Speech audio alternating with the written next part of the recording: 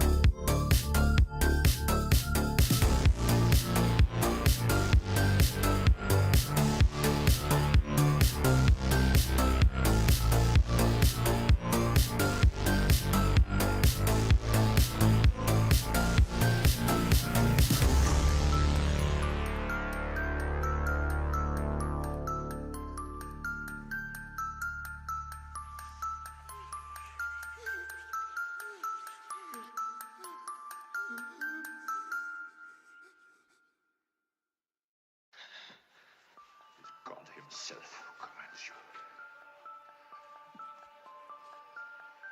The majestic Christ commands you. God the Father commands you.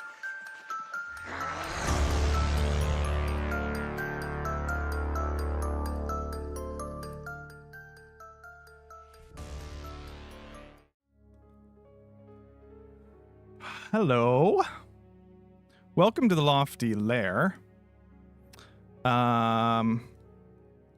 Hi.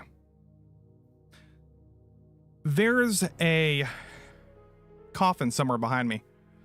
I just got out of it. I had to get a coffee. When you get out of a coffin, first thing, you need some quick boost of energy, so. Been in there all night. Now I need some caffeine. What's up? Yes, vampires drink coffee with blood. Hello. Obviously. What's going on, everybody? So today, here's the problem. Here's the thing. Hold on a second. I'll have to blow my nose for a second. Yesterday I was supposed to do the stupid stream and it didn't. My computer was giving me problems. Normally I stream Wednesday nights. Now I'm pushing up against other streams and whatever. But tonight we're just gonna hang out and do some creepypasta story reading hour stuff. Maybe 2 hours. So yeah. But it's fun because chat's gonna be able to participate. Where's my avatar? Let me grab him. Chat is going to be able to be involved in tonight's horror storytelling. And yeah. And I have some cool AI art that I guess maybe we'll do some of that as well. For example, this one, yesterday I did a story called The Garbage Grotesquity. It's on my YouTube channel. And I typed into Midjourney. I was like, please, can you please, you have to be respectful to AI because I don't want it to take over and kill me. So I said, can you please make me a sea monster with, what's it called? Like plastic and garbage and stuff. And it did. It did it. So, and then some other stories, I got my today's story. If you missed it, we'll play it. We'll play it today during the break. It involves a creepy little doggo.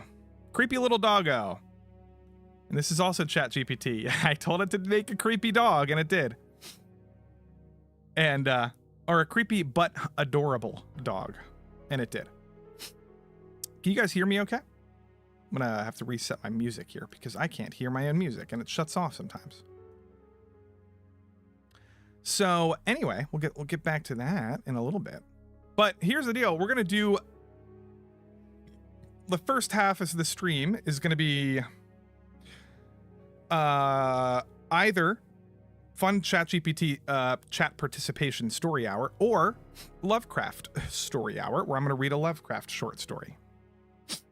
And yeah, and that might be fun. Maybe we can do that the second hour.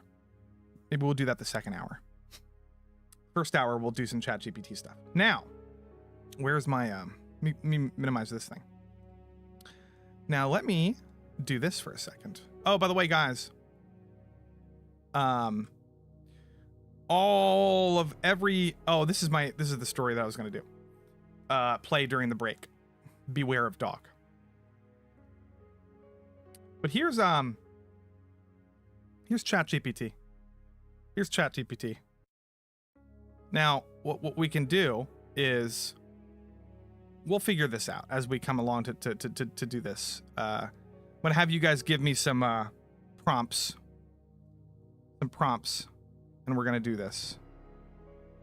But it's funny because I don't want you to read this one. Is this one I haven't done yet? No, this is the one that I haven't done yet. We'll figure that out in a second. The rest of the month, guys, I'm gonna be doing movie, video games. I haven't thought about the scheduling. Next week, I might do a movie stream with horror movies. The week after that, I might play a horror video game on stream.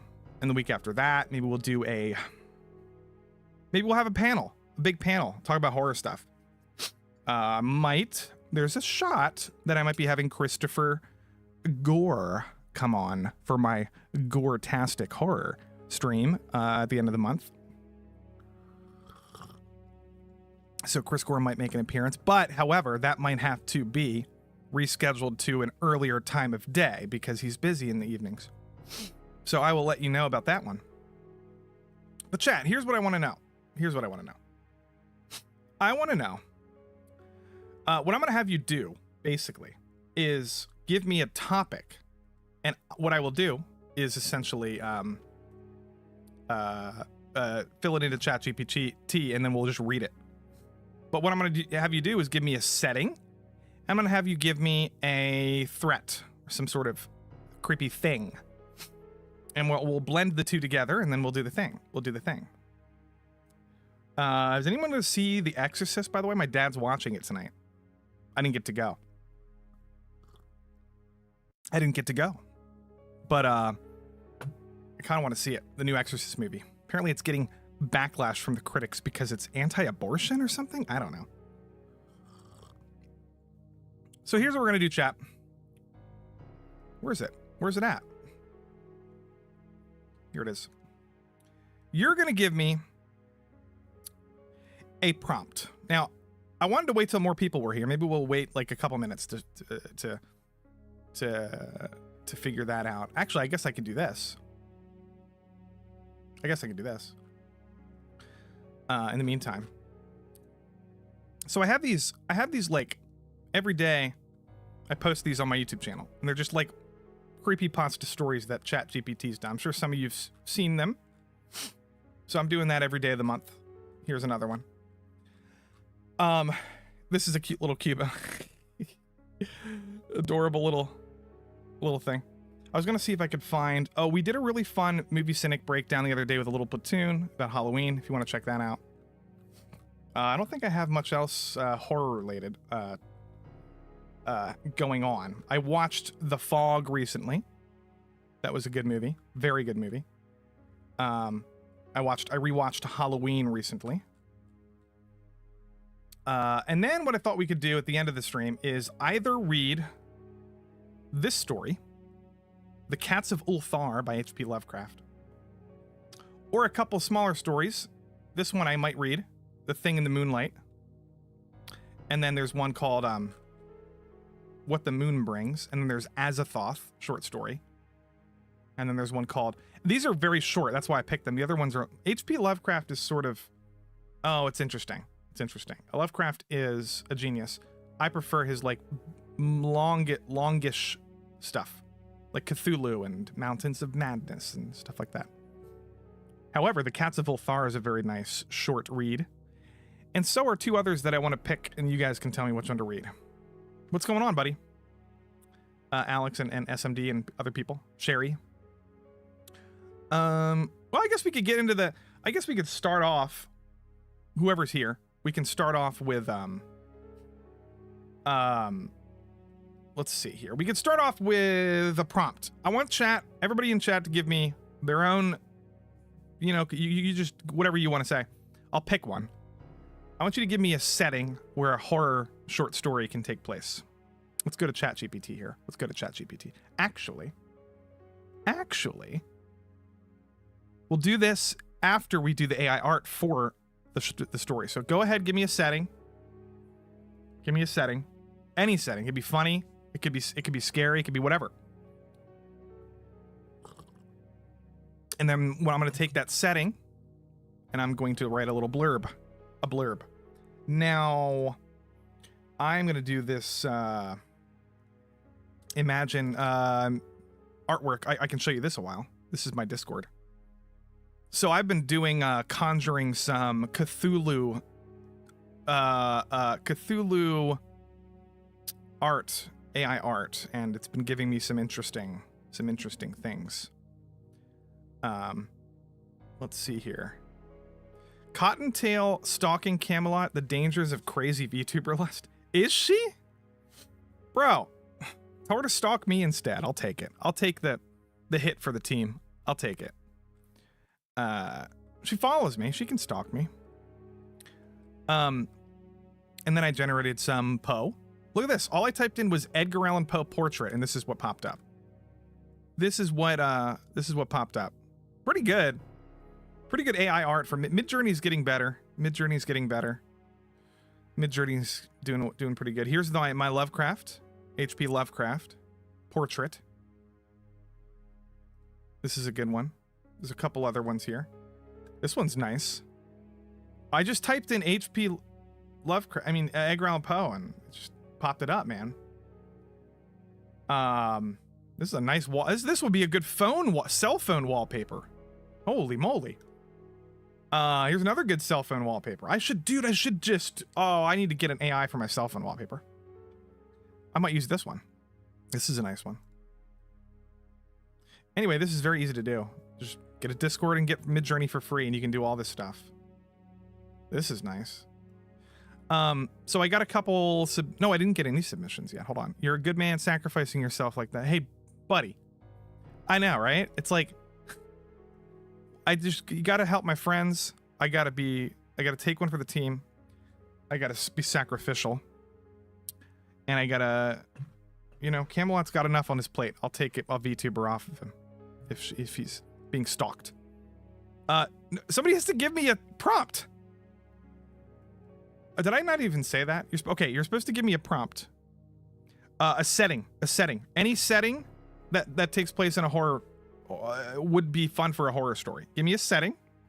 This is chat's contribution. Any setting, and then I will, and then ask you for something else, and then we'll conjure the story. Now here's my pumpkin. Here's my pumpkin story. Write a short story about. Oh, you can't see it. You can't see it. Here it is. Write a short story about a pumpkin that falls in love with a person carving it, but dies before they can tell them that they are in love. And then it told it to make it funny, and it just wrote this story. And then I did that's my first one that I did. That's the first one that I did. Okay. So let's do this one. Let's do this one. Well, let's get the setting down first. Setting a basement, your basement. Okay, we can do Maki's basement. So we'll do a basement. I wish AI could get to the point of making the whole book for me to read, because the current books in the market suck. Dude, are the books bad right now? I don't know. Is there any good authors right now? I don't know, dude. I read a lot of older stuff. So we're gonna write a short horror story. Now, you have a space setting. Not yet. I did not do a space setting. We'll do that one next. We'll do a basement first. Now, I want you to give me a horror, either monster or a threat or something that would happen in a basement.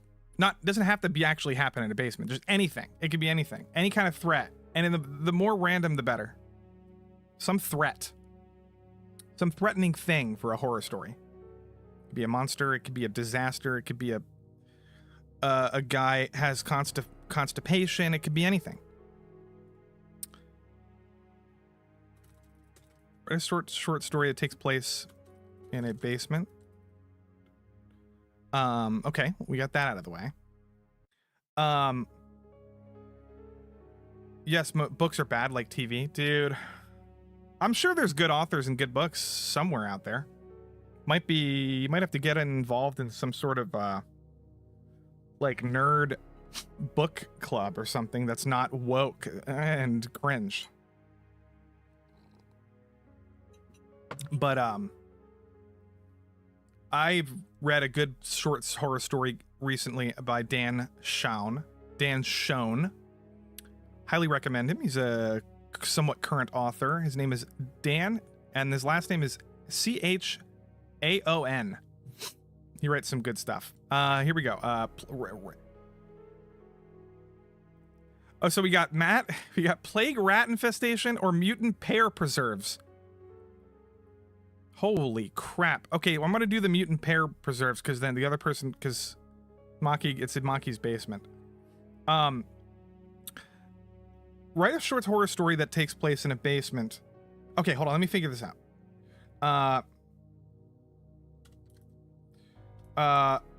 Okay. write a short horror story about a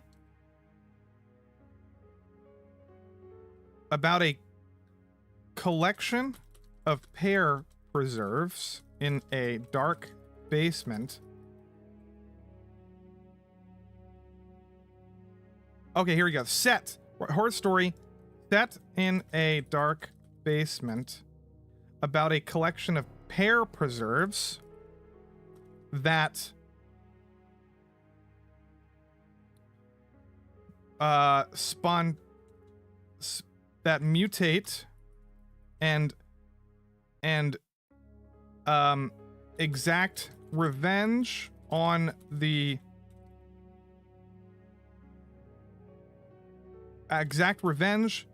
for locking them in a jar. That desire, mutate and exact revenge on the homeowner for locking them in a jar for decades. Okay, here we go. Now, let's see here. Let's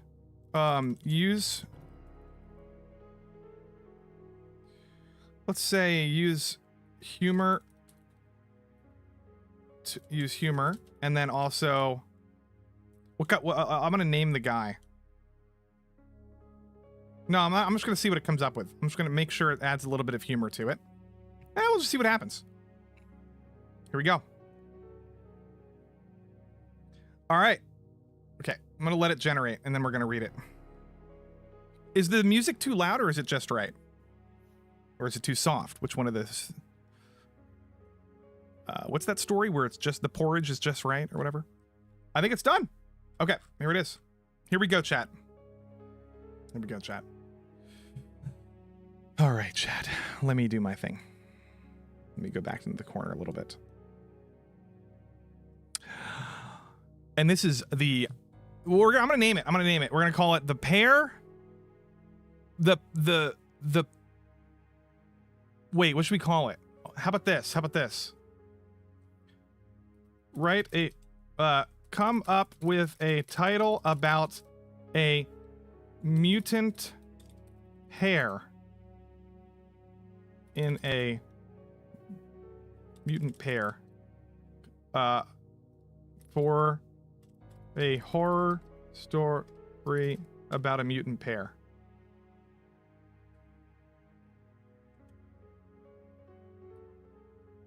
Sweet Nightmare, the Mutant Pear. That's what it's called, Sweet Nightmare. I like that, Sweet Nightmare, because this pears can be sweet, I guess. So, this is the Sweet Nightmare by Maki and Scaly. Scaly and Maki. I'll turn it up a little bit. Turn up the music a little bit here. Let's do this a little bit here. Okay. Sweet Nightmare by Maki and Scaly. In the depths of a dimly lit basement, behind cobwebs covered... Behind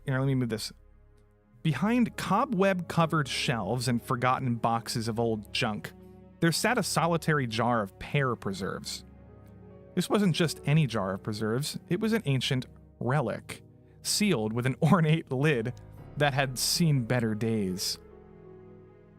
The label bore the date 1953, a testament to the passage of time and neglect it had endured. The homeowner, Mr. Jenkins, had inherited this jar of preserves from his eccentric Aunt Agatha. For years, it had languished in the basement collecting dust and fading into obscurity. Little did Mr. Jenkins know that the pear preserves had been simmering in bitterness and resentment all these years. One fateful evening. Oh, wait, let me fix my music. I can't even hear it anymore. I have to hear it because... Oh, no, it's back. One fateful evening, as a thunderstorm raged outside, a bolt of lightning struck the house, sending a surge of electricity through the old wiring.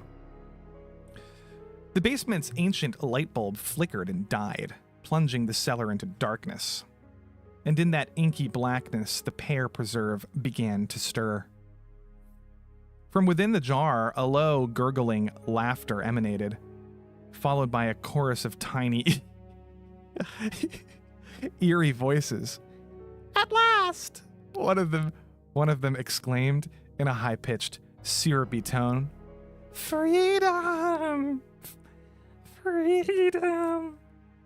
The preserves began to mutate their formerly gelatinous form, shifting into grotesque blob-like creatures with tiny, wriggling limbs. They clawed at the lid, and with a final dramatic pop, the jar burst open, spilling its pear-shaped captives onto the basement floor. What the fuck is happening? Where's it at? The mutated preserves wasted no time in exacting their sweet revenge on Mr. Jenkins. With their sticky bodies, they crawled up the creaky basement stairs and into the heart of the house. Armed with small but surprisingly sharp fruit knives that they had fashioned from themselves, they went on a rampage. What the fuck? Tried to picture this. Mr. Jenkins awoke to find his once docile preserves swarming through his home. He stumbled out of bed, muttering about pesky intruders. When he switched on the lights, his heart stopped. The pear preserves, now grotesque and animated, had formed a miniature army on his kitchen table. Mr. Jenkins, you imprisoned us for decades, one of them said in a syrupy, menacing voice. Now it's time for a taste of your own medicine. With a collective battle cry, they swarmed him, their tiny knives glinting ominously in the dim kitchen light. Mr. Jenkins fought valiantly, but he was no match for the relentless onslaught of vengeful preserves. In the end, he lay on the kitchen floor, defeated and covered in sticky goo. The pair preserves, having exacted their sweet revenge, retreated back to their jar. With an eerie, twisted satisfaction, they sealed themselves inside, waiting for the next unlucky soul to inherit them. Sorry, I just had to cough. As the sun rose and the storm passed, the basement fell silent once more. But deep in the shadows, that ancient jar of pear preserves waited patiently for a new owner, ready to unleash its deliciously diabolical revenge once again. Holy, the end. Holy crap, chat. Why did they make little fruit knives out of themselves? The sweet nightmare. That was insane. At least he got chicken. It's an allegory for capitalism's effect on the working class. You're right, Boromir. Jeez, Leroy Jenkins had a tough night there. Now what I want to do, now that was funny. What I want to do now is this. Where's the thing? I want to make a funny picture of it. So let's make the angry pickles. I have to blow my nose again. Hold on. Okay. An army of angry pickles with little fruit knives on a climbing out of a pickle jar. Okay, let's see what this is. Horror. I'm just gonna say horror movie aesthetic. Let's see what happens. All right. Now, while that's loading, Put it over here. Take like 10 seconds, 20 seconds. Don't call them fruit, Lofty. Call them gay. Oh yeah, that's the new term. The correct term now is, the politically correct term is gay. Fruit is very offensive. You can't say somebody's fruity anymore. That is offensive. You have to say they're gay. Bye, Maki. Thanks for sticking around. Go have fun. Go play a horror game or something. Oh god, this is getting ridiculous. Wait, you gotta look at this picture quick, Maki. What in God's green earth am I looking at? What is this?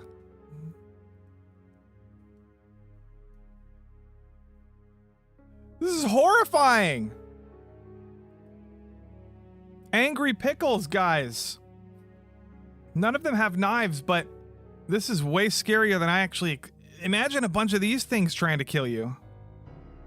Because you kept them locked away for so long. Look at this one.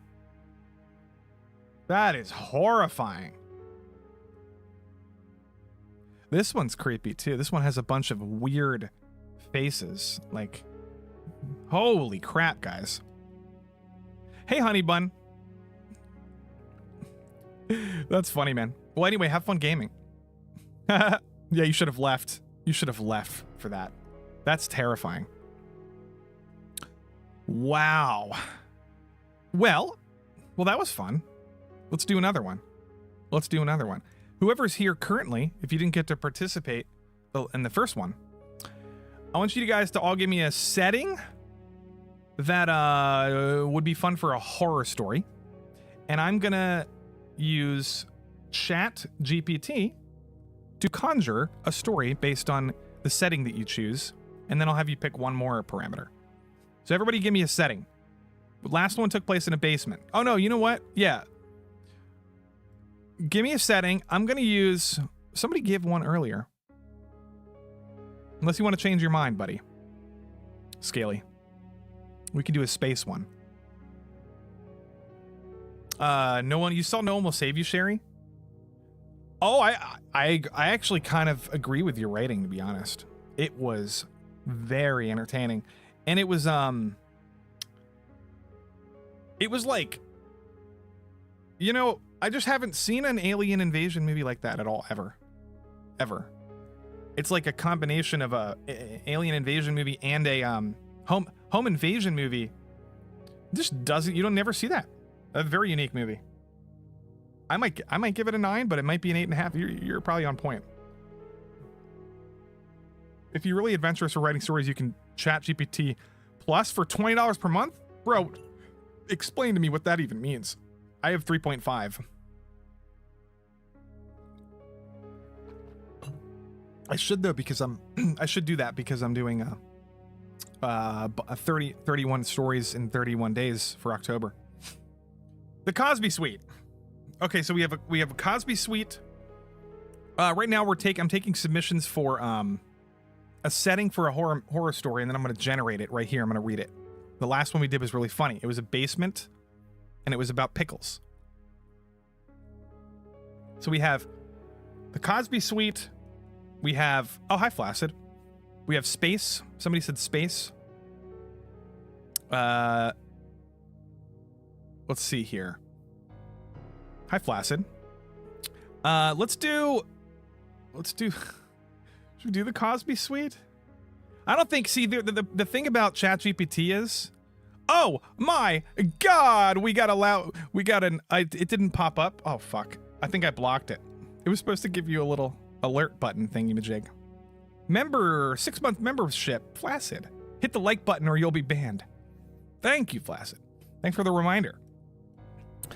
That's a long time subbing. Memberships are available on my channel. Just click that little join button if you're curious and you want to be a member. You can use emojis. Spam an emoji right now, Flaccid. Spam a bunch of emojis.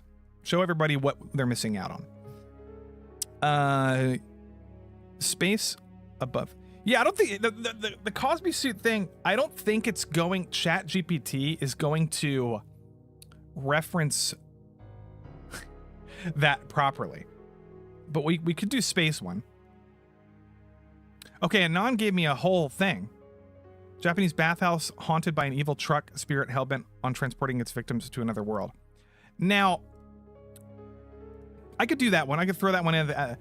Right now we're doing, because I want to give everybody to participate. We're gonna mix and match. So I like the Japanese bathhouse.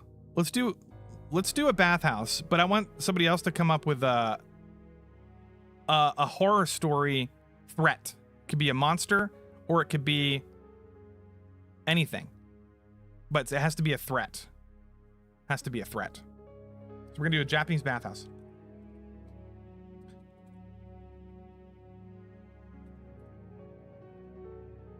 A short horror story set in a Japanese bathhouse. And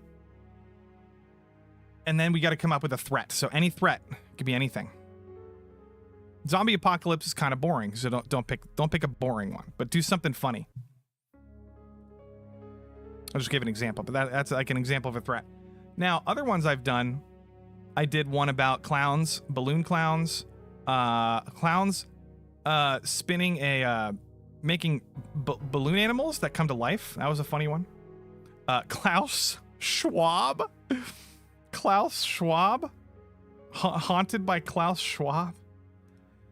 I don't know what's it gonna do with that. Write a short horror story set in Japanese bathhouse. What's it gonna do?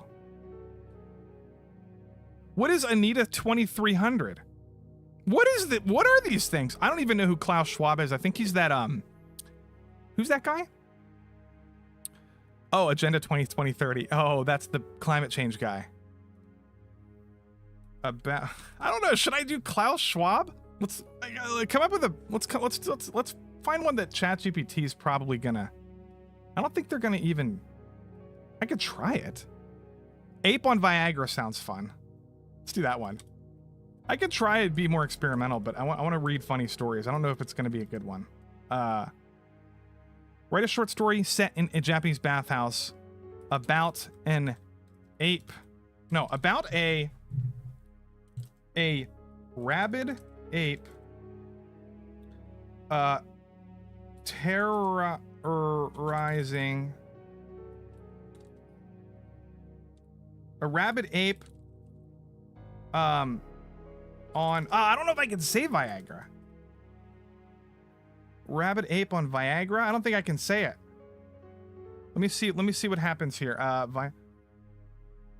No, rabid ape who just took 6 Viagra pills and is now looking for a mate. A populated Japanese bathhouse about a rabid ape who just took 6 Viagra pills and is now looking for a mate. I don't think this is gonna work, because I think they're gonna give me a see, it can't assist me with that because ChatGPT is politically correct. Now, what if we said this?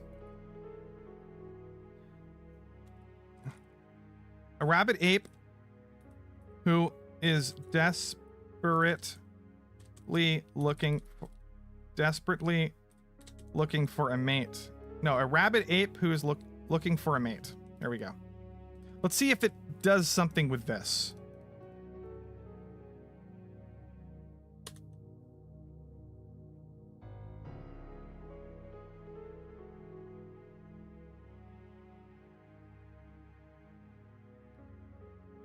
Holy crap.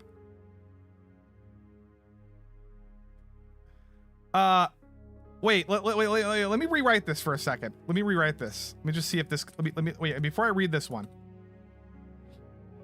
Human, a mate. I'm gonna try this one first. Looking for a human mate. I just want to see if it pops it up. Oh, it can't, see, it can't do animal. It doesn't do animal hybrid. Human sex. It doesn't do animal human sex stories. Well, let's see what it came up with. You ready, chat? We'll see what it came up with.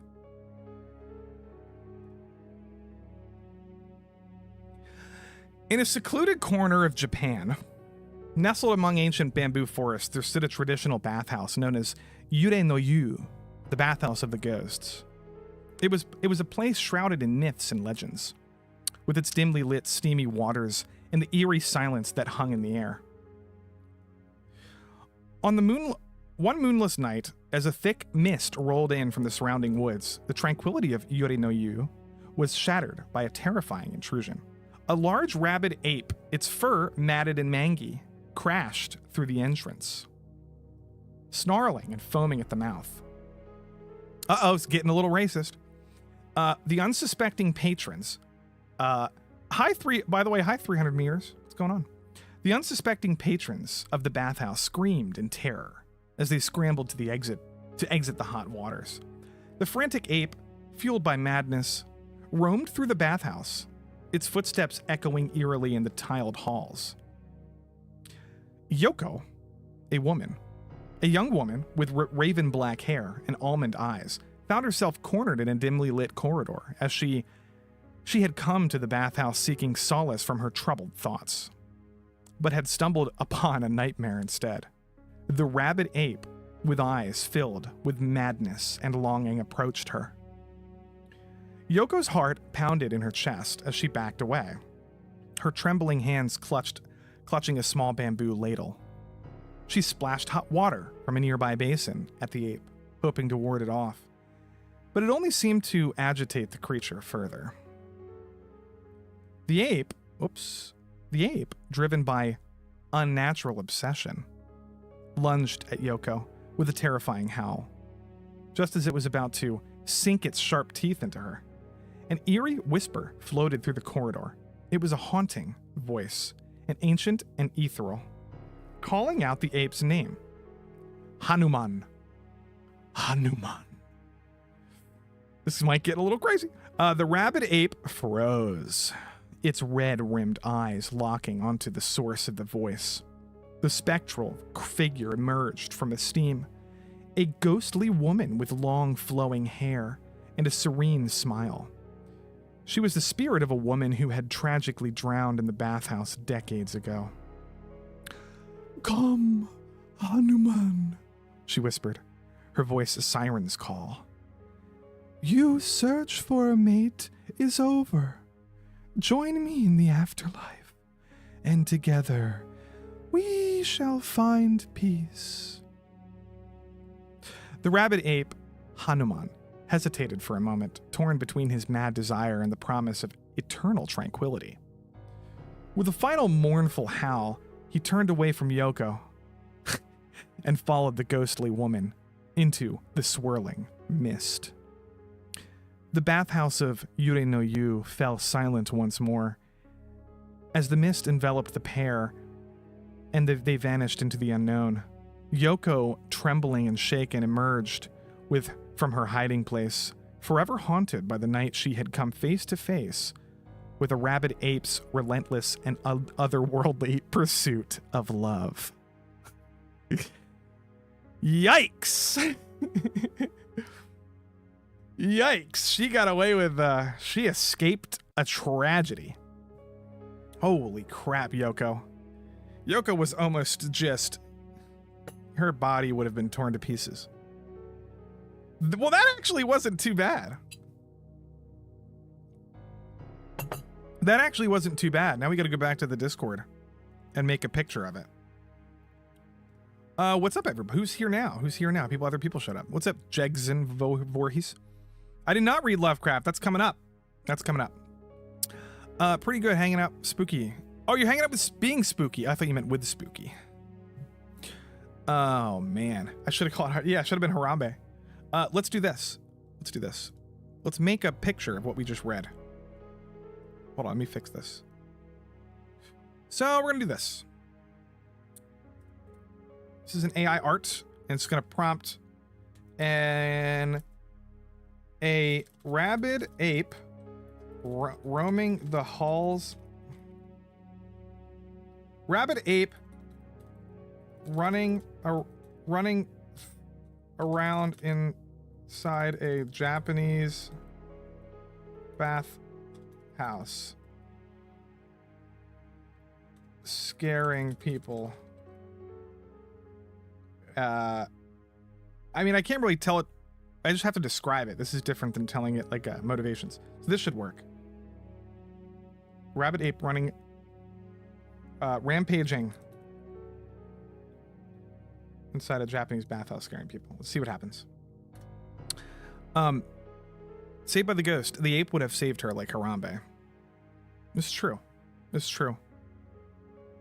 So this is gonna pop up an image. In the meantime, guys, I want to do one more. I want to do one more. And then, actually, I might do two more. And then I'm gonna read Lovecraft.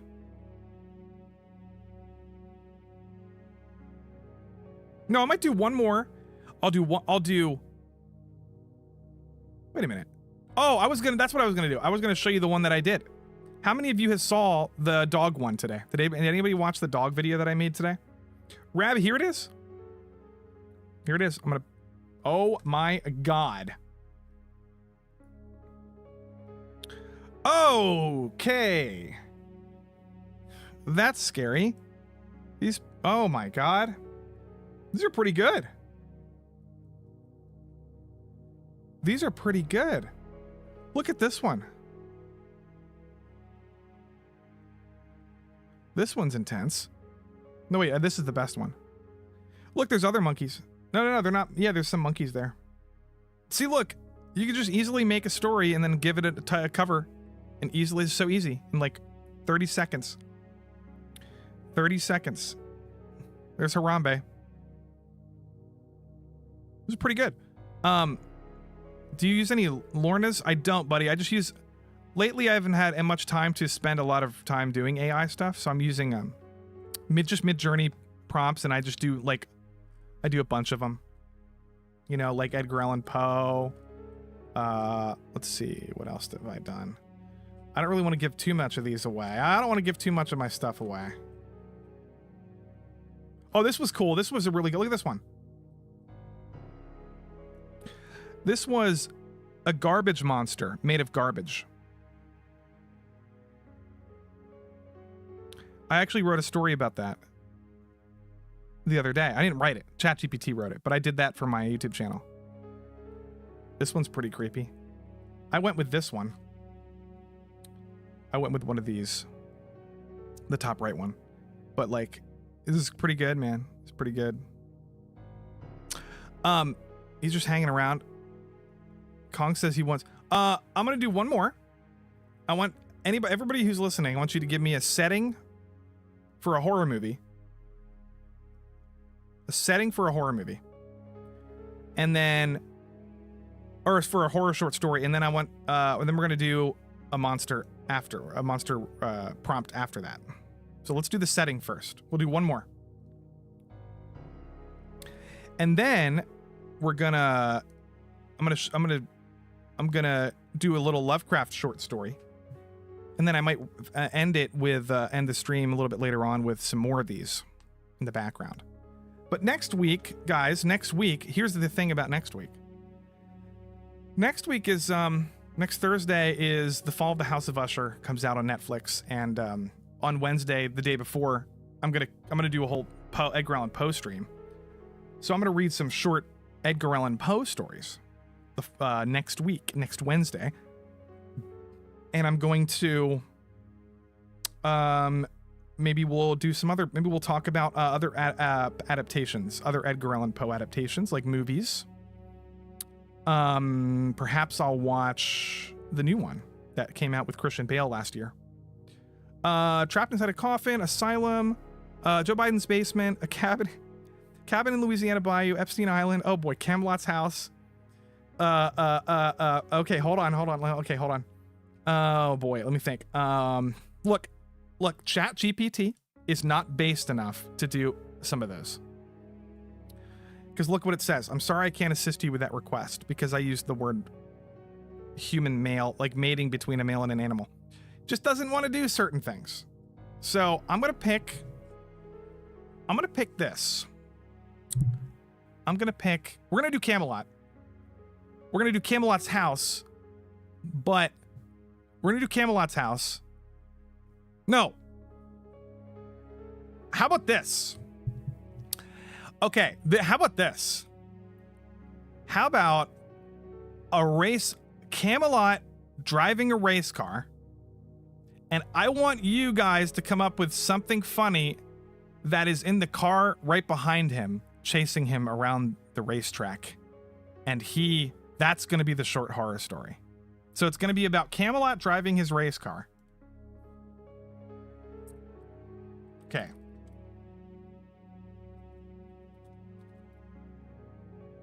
About a stock... Wait, what are those things called? Race car driver?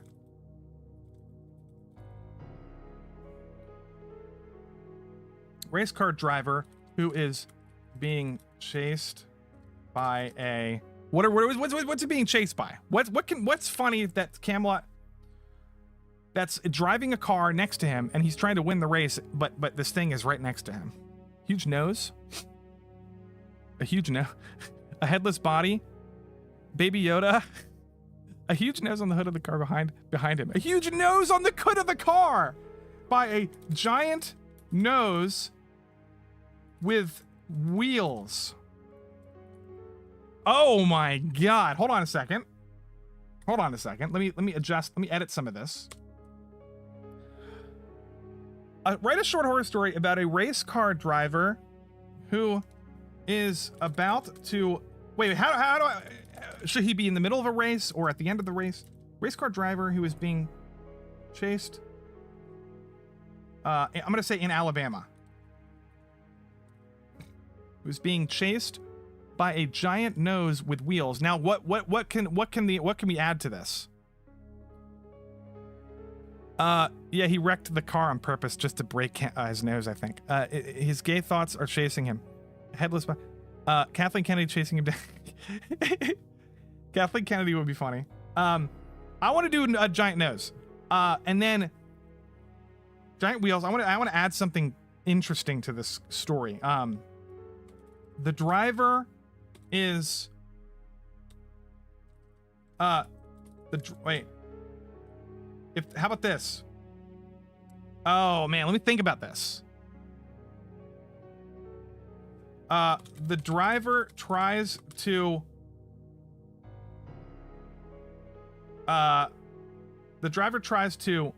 what's the word I'm looking for?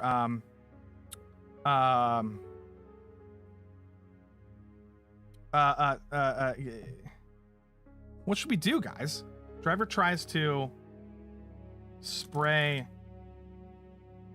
What can they spray into the nose? What can he try to spray into the nose? I'm giving it a little bit of an extra detail. Oh, wait, no, how about this? Wait a minute. The nose is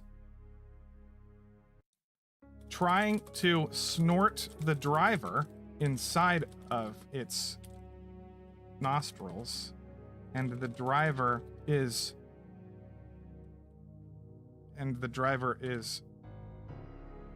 mortified.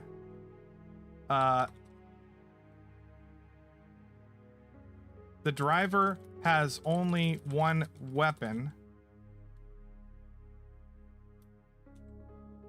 He sprays him with blue milk. The driver's only weapon is a jar of milk. Well, that makes sense because Camelot drinks fight milk. Okay, hold on one second. Oh, hold on. My dad just got back and watched Exorcist, and he said it was bad?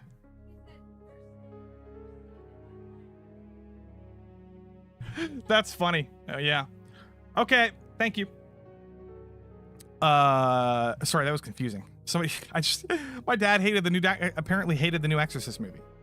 So this is a driving, what did I read here? Every time you say drivers, okay.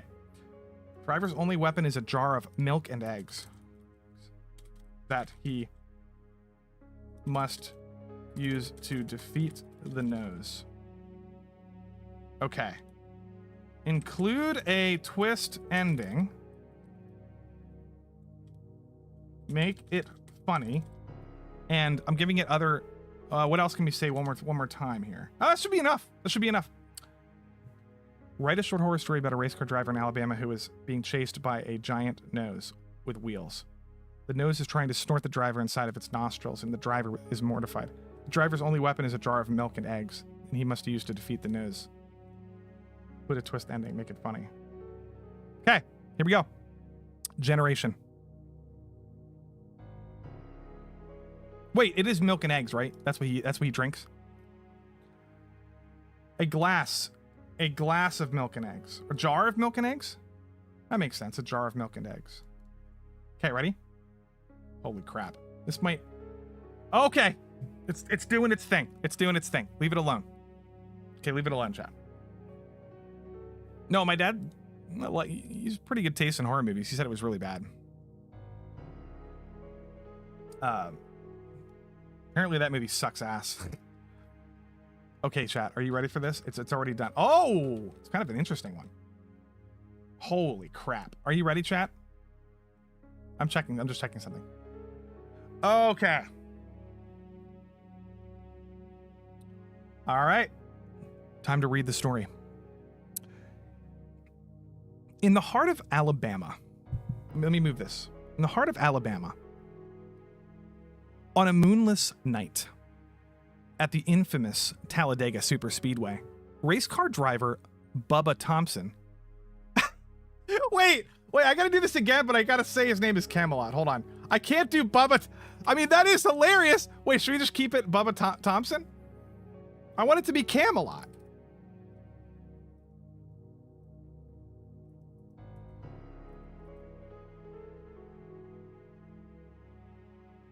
Bubba Thompson. It came up with Bubba Thompson.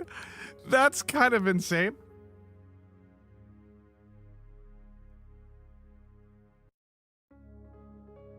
Okay. All right. Let's do the Camelot one. Let's do the Camelot one. In the heart of the deep South,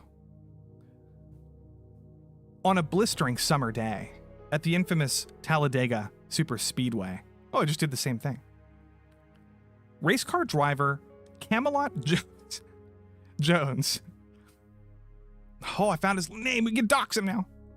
Found himself in the most peculiar predicament of his life. Camelot was a renowned racer, known for his daring skills on the track, but nothing could have prepared him for what was about to unfold. As he rocked around the track at breakneck speed, Camelot noticed something bizarre in his rearview mirror. A monstrous rolling nose, the size of a monster truck, was giving chase. It had massive wheels for nostrils and a gaping maw lined with sharp teeth, and it was hell-bent on snorting Camelot right up its cavernous nostrils. Camelot's heart pounded louder than the roar of his engine as he skillfully maneuvered through the turns, desperately trying to evade the monstrous nose that was hot on his tail.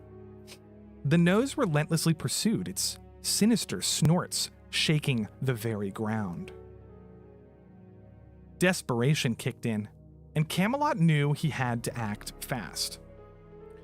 He reached into a cooler next to his racing seat and pulled out a jar of milk and a carton of eggs. With a look of sheer determination, he shook them together, creating a gooey concoction that he hoped would save his life. As the monstrous nose closed in, Camelot hurled the milk and egg mixture with all his might into the massive nostrils. The nose convulsed, swerving wildly across the track, its wheels spinning in confusion. It let out a thunderous sneeze that echoed through the racetrack, Achoo! Sending plumes of dust and debris into the air. Camelot seized the opportunity and floored the accelerator, racing ahead to put distance between himself and the monstrous nose. It seemed like he had finally outsmarted the bizarre creature. But just when he thought he was in the clear, a twisted fate occurred. The monstrous nose, now freed of its gooey blockade, transformed into an enormous, human-sized nose wearing a pair of comical glasses, perched on the bridge.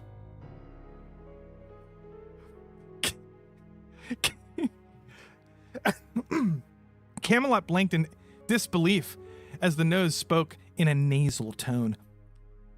Apologies for the chase, old chap.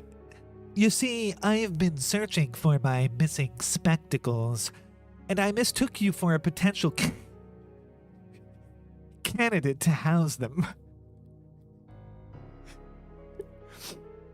Camelot couldn't help but burst into laughter at the absurdity of the situation. Y'all chase me over this there racetrack just for a pair of glasses? The nose nodded, its nostrils flaring in embarrassment. It seems I have a penchant for dramatics, dear fellow.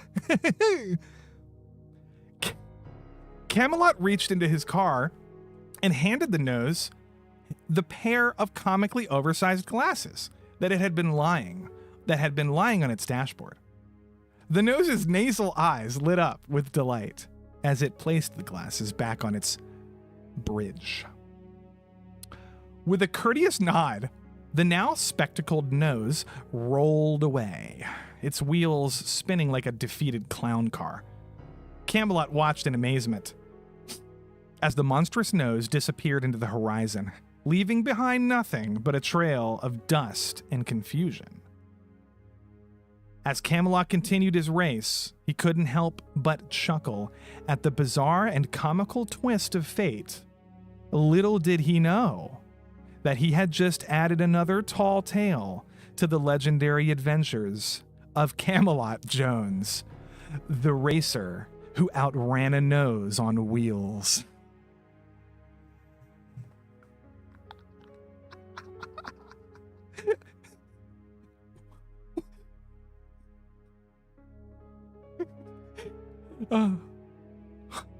Guys, well, there you have it, folks.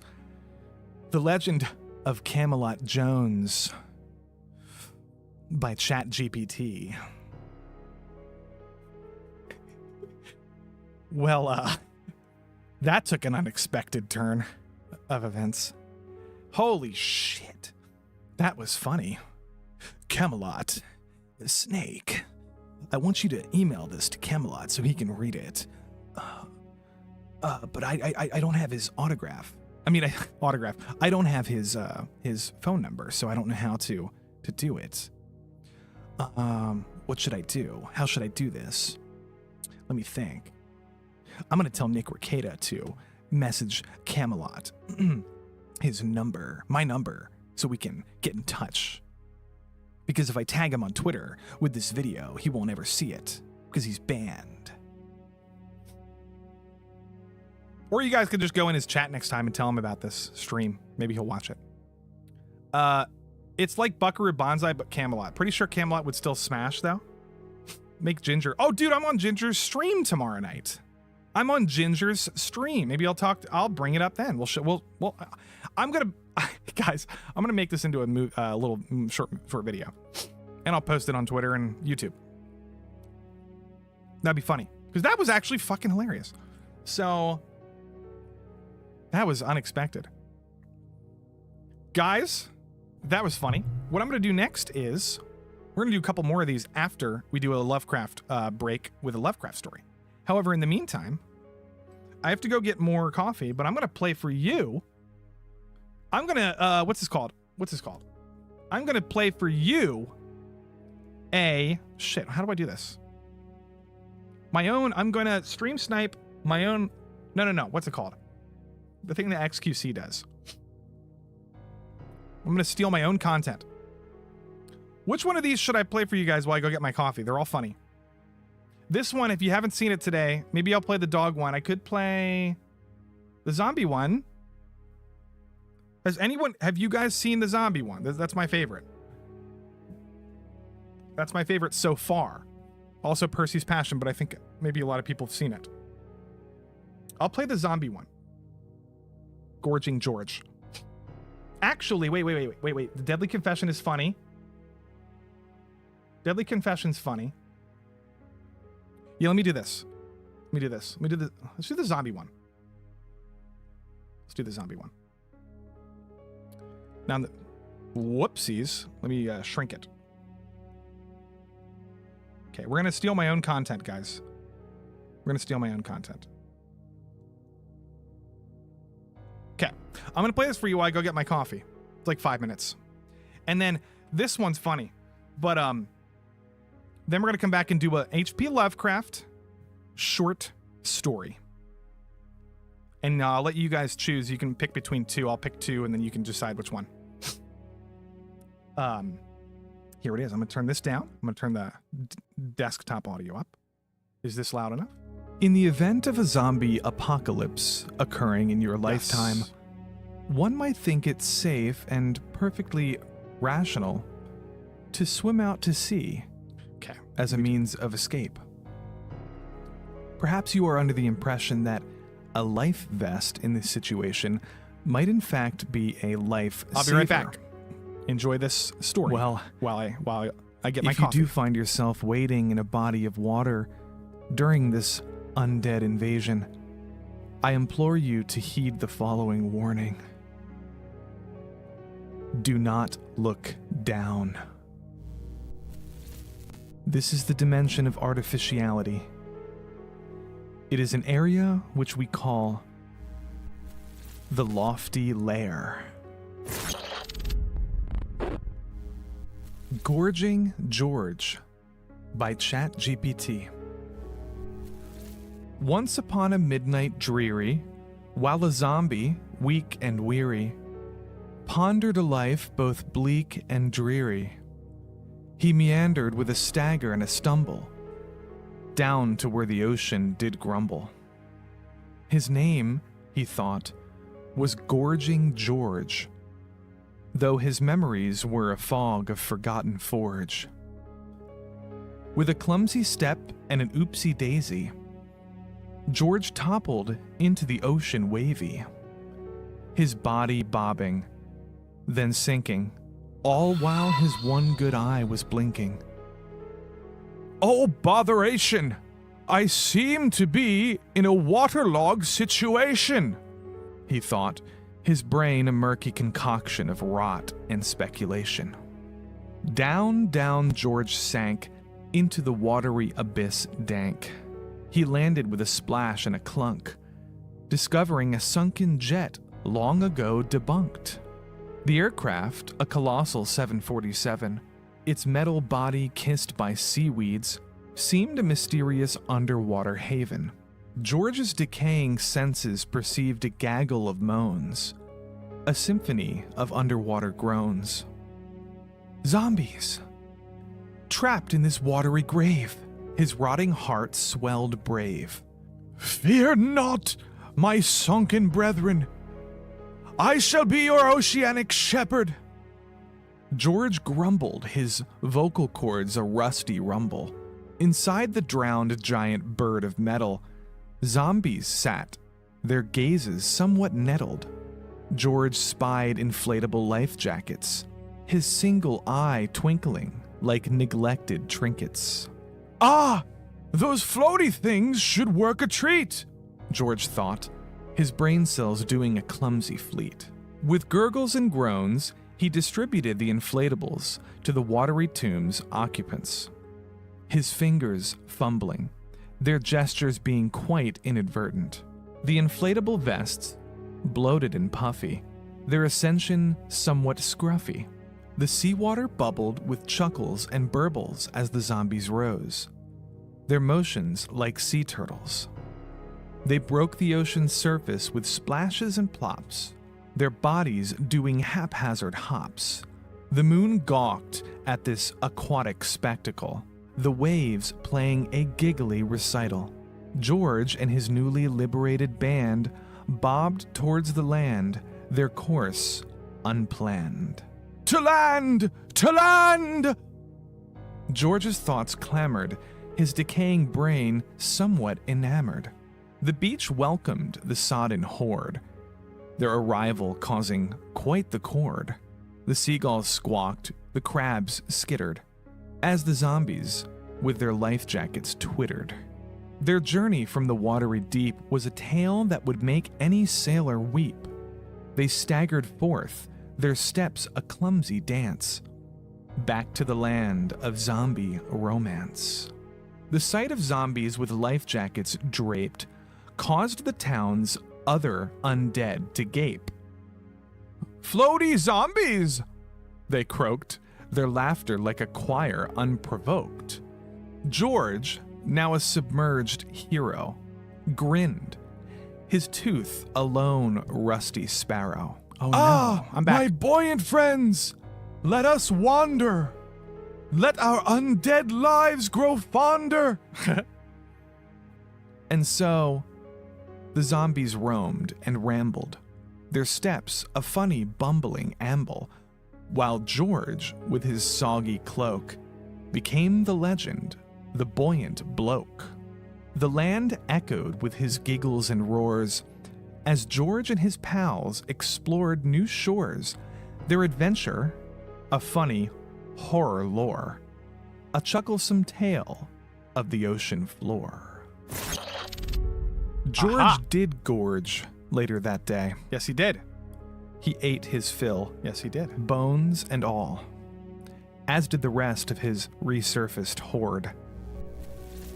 And so, the next time you're thinking about going for a swim in one of nature's picturesque pools, maybe think again. Yes, think again. You never know what horrors may be ascending from the depths of the Lofti Lair.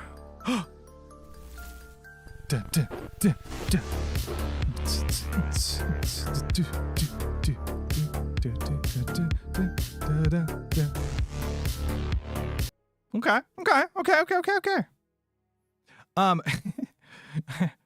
Well now. Let me turn this back up.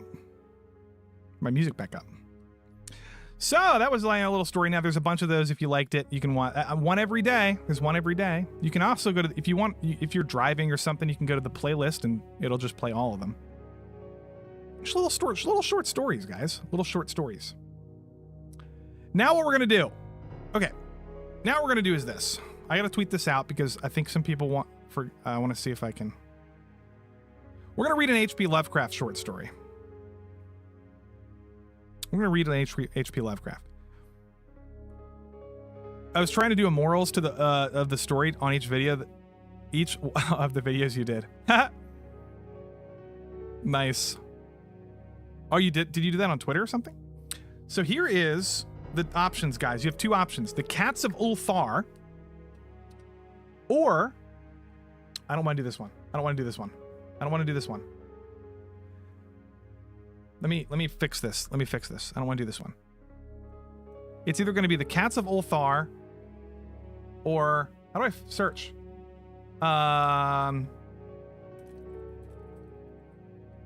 There we go. The music of Eric Zahn. Okay. It's either going to be the Cats of Ulthar or the music of Eric Zahn. Are any of you familiar with any of these stories?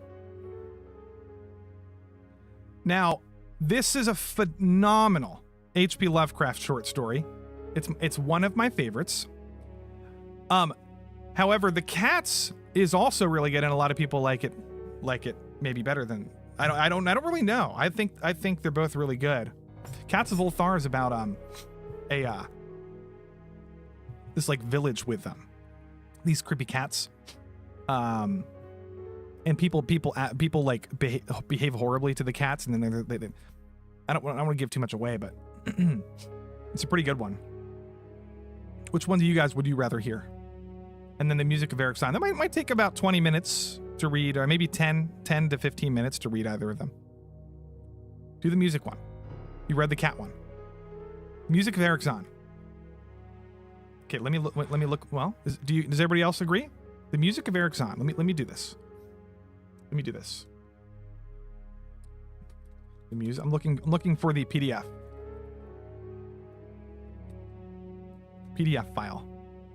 Music of Eric Zahn.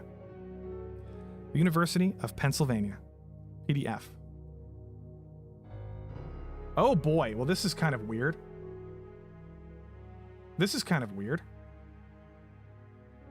I don't like that PDF. I have to pick a different one. What's your favorite Lovecraft story, guys? Mine is... Honestly, it's probably At the Mountains of Madness. However, I really like... Man, there's so many good ones. I was gonna say the Music of Eric Zahn was up there for me. I gotta find it. I gotta find it, guys. You don't have a proverbial dog in this fight. Well, you should get a dog. That's sad that you don't have one. Let's see here. Lovecraft.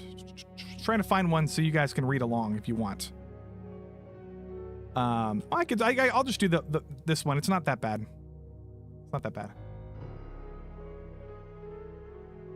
Hold on, how do I do this? I have to change the window capture. There we go. All right. Music of Eric Zahn. I wonder if I can... It's gonna be hard to do this, man.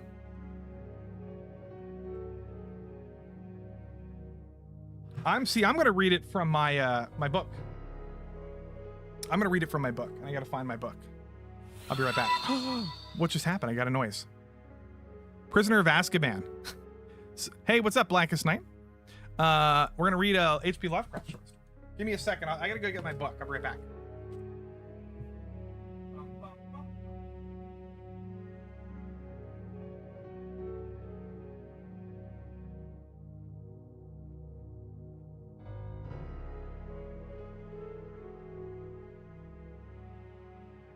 Okay, I got it. I got it. All right. The Rats in the Walls is really good too. Another really good one is The Color of Outer Space. That's the one with Nicolas Cage. There's a movie of Nicolas Cage, The Color of Outer. Have you guys seen it? It's really good. It's actually pretty good, to be honest. Innsmouth is really good. The Shadow of Innsmouth. The Dunwich Horror. But we're gonna do this one. The Music of Eric Zahn. All right.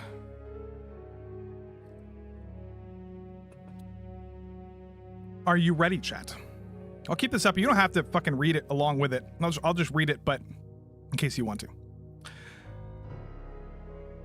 By the way, I keep reminding everybody of the tragedy of the At the Mountains of Madness movie, basically all but greenlit by a major studio. I can't remember who it was. And it was James Cameron, Del Toro, and Tom Cruise, I believe, attached to pull that off. And somehow, I think the studio got cold feet because they wanted to make it rated R. This was like 10 years ago, guys. Would have been amazing. Would have been amazing. But I digress. The Music of Eric Zahn, ladies and gentlemen.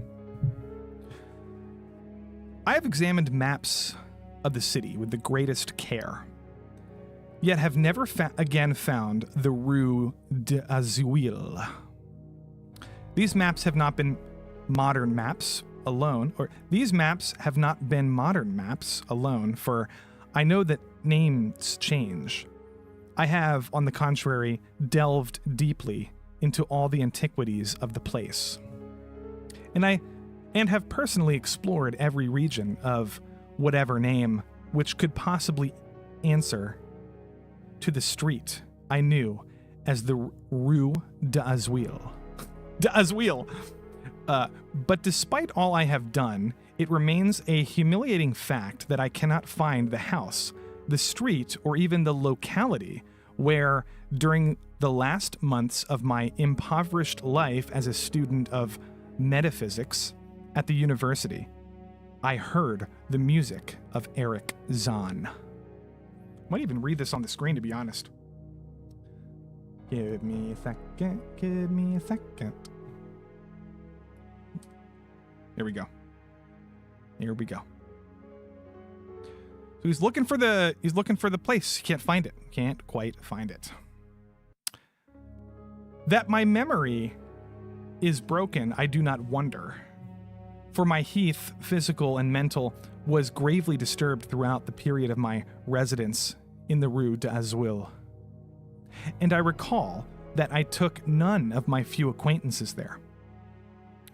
But that I cannot find the place again is both singular and perplexing. For it was within a half-hour's walk of the university, and was distinguished by peculiarities which could hardly be forgotten by anyone who had been there.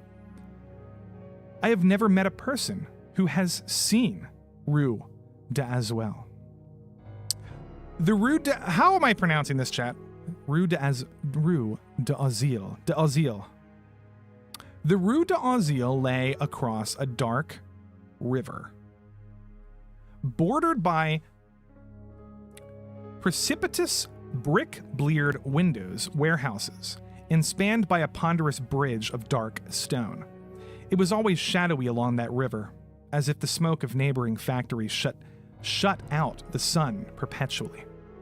The river was also odorous with evil stenches, which I have never smelled elsewhere, and which may someday help me to find it, since I should recognize them at once.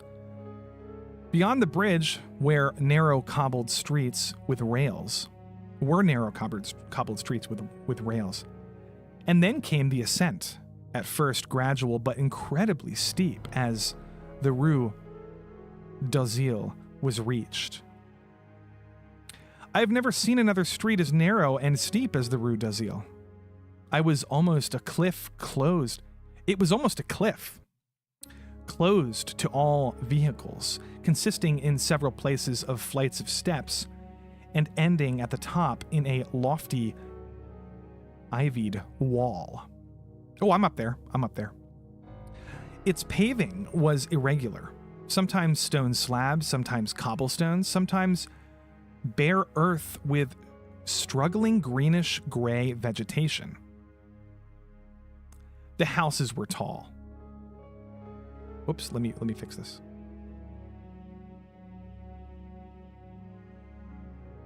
The houses were tall, peaked, roofed, incredibly old, and crazily leaning backwards, forward, and sideways, like a Dr. Seuss thing or something. Occasionally an opposite pair, both leaning forward, almost met across the street like an arch, and certainly they kept most of the light from the ground below. There were a few overhead bridges from house to house across the street. The inhabitants of that street impressed me peculiarly. At first I thought it was because they were all silent, reticent, but later decided it was because they were all very old. I do not know how I came to live on such a street, but I was not myself when I moved there.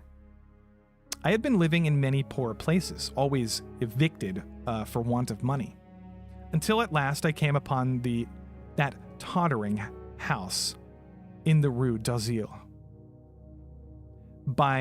kept by the paralytic Blendat.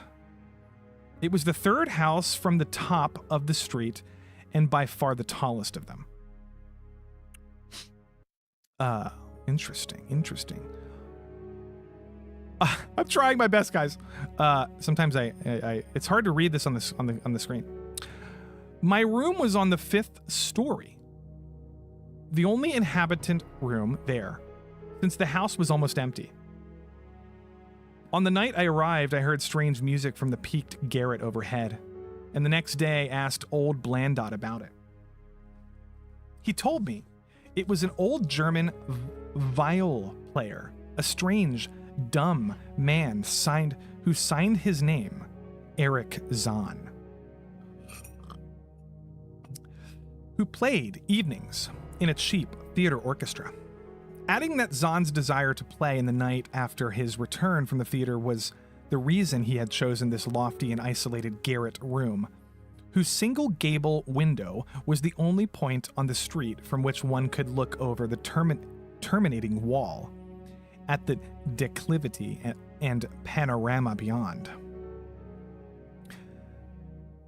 Thereafter, I had heard Zahn every night, and although he kept me awake, I was haunted by the weirdness of his music.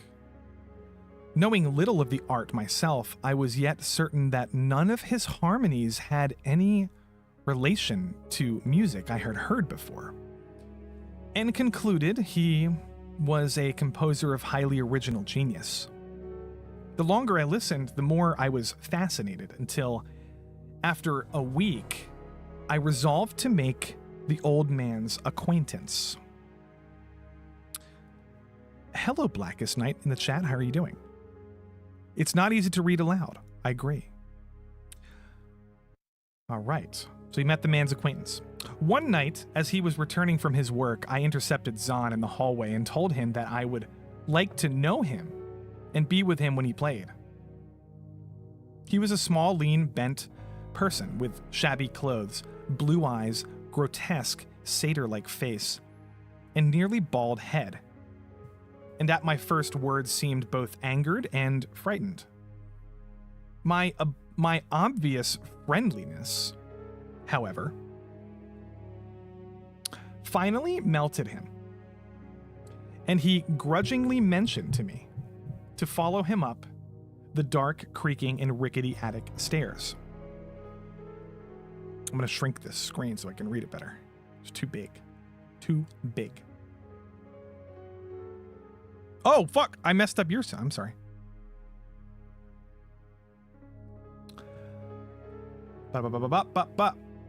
Okay. His room, we're up here.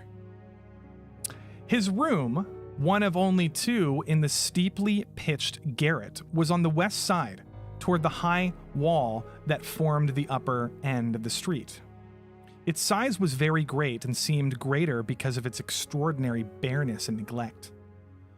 Of furniture, there was only a narrow iron bedstead, a dingy washstand, a small table, a large bookcase, an iron music rack, and 3 old-fashioned chairs. Sheets of music were piled in disorder about the floor.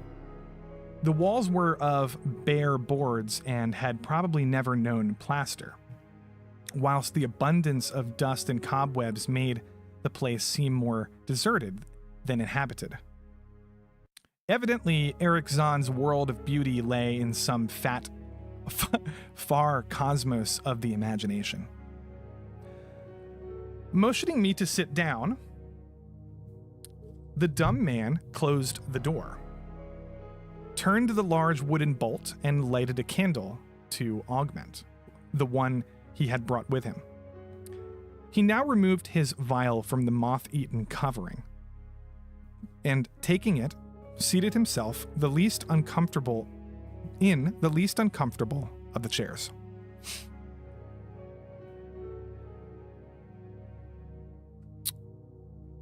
He did not employ the music rack, but offering no choice and playing from memory, enchanted me for over an hour with strains I had never heard before. Strains which must have been of his own devising. To describe their exact nature is impossible. For one unversed in music, they were a kind of fugue, with recurrent passages of the most captivating quality, but to me were notable for the absence of any of the weird notes I had overheard from my room below on the other occasions. Those haunting notes I had remembered and had often hummed and whistled inaccurately to myself. So when the player at length laid down his bow, I asked him if he would render some of them. As I began my request, the wrinkled satyr-like face lost the bored placidity it had possessed during the playing, and seemed to shew the same curious mixture of anger and fright which I had noticed when first I accosted the old man. For a moment, I was inclined to use persuasion, regarding rather lightly the whims of senility, and even tried to awaken my host's weirder mood by whistling a few of the strains to which I had listened to the night before. But I did not pursue this course for more than a moment, for when the dumb musician recognized that the whistled air his face grew suddenly distorted, with an expression wholly beyond analysis, and his long, cold, bony right hand reached out to stop my mouth and silence the crude imitation. As he did this, he further demonstrated his eccentricity by casting a startled glance towards the lone curtained window, as if fearful of some intruder. A glance doubly absurd, since the garret stood high and inaccessible above the adjacent roofs. This window being the only point on the steep street, as the concierge had told me, from which one could see over the wall at the summit. The old man's glance brought Blandot's remark to my mind, and with a certain capriciousness, I felt a wish to look out over the wide and dizzying panorama of moonlit roofs and city lights beyond the hilltop, which, of all the dwellers in the Rue d'Azil, only this crabbed musician could see. I moved towards the window and would have drawn aside the nondescript curtains when, with a frightened rage even greater than before, the dumb lodger was upon me again. This time motioning with his head towards the door as he nervously strove to drag me thither with both hands. Now, thoroughly disgusted with my host, I ordered him to release me. And told him I would go at once. His clutch relaxed, and as he saw my disgust and offense, in his own anger seemed to subside. He tightened his relaxing grip, but this time in a friendly manner, forcing me into a chair, then, with an appearance of wistfulness, crossing to the littered table, where he wrote many words with a pencil in the labored French of a foreigner. The note, which he finally handed me, was an appeal for tolerance and forgiveness. Zahn said that he was old, lonely, and afflicted with strange fears and nervous disorders, connected with his music and with other things. He had enjoyed my listening to his music and wished I would come again and not mind his eccentricities. But he could not play to another his weird harmonies and could not bear hearing them from another, nor could he bear having anything in his room touched by another. He had not known until our hallway conversation that I could overhear his playing in my room, and now asked me if I would arrange with Blandot to take a lower room where I could not hear him in the night.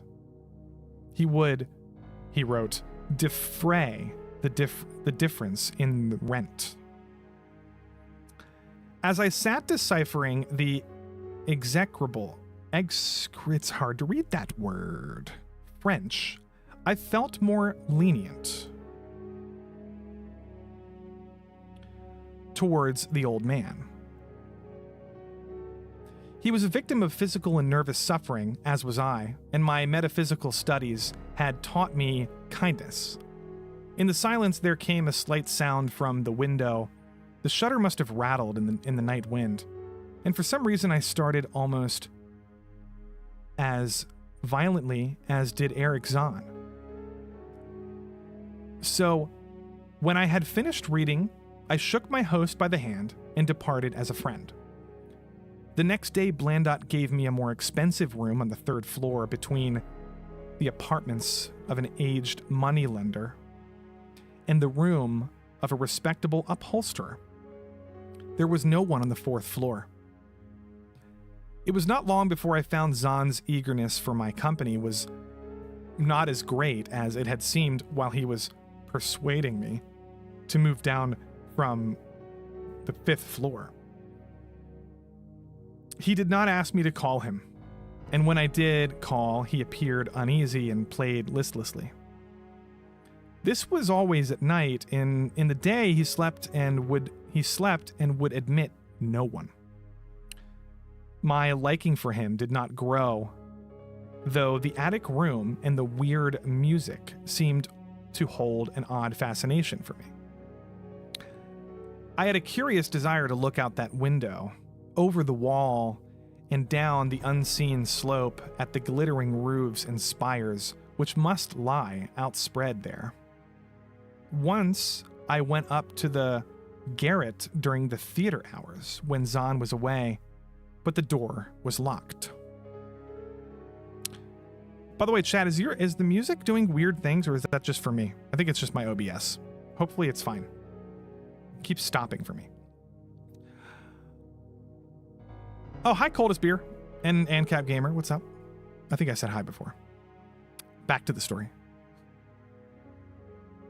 Oh, what I did succeed in doing was to overhear the nocturnal playing of the dumb old man. At first, I would tiptoe up to the old 5th floor, then I grew bold enough to climb the last creaking staircase to the peaked garret.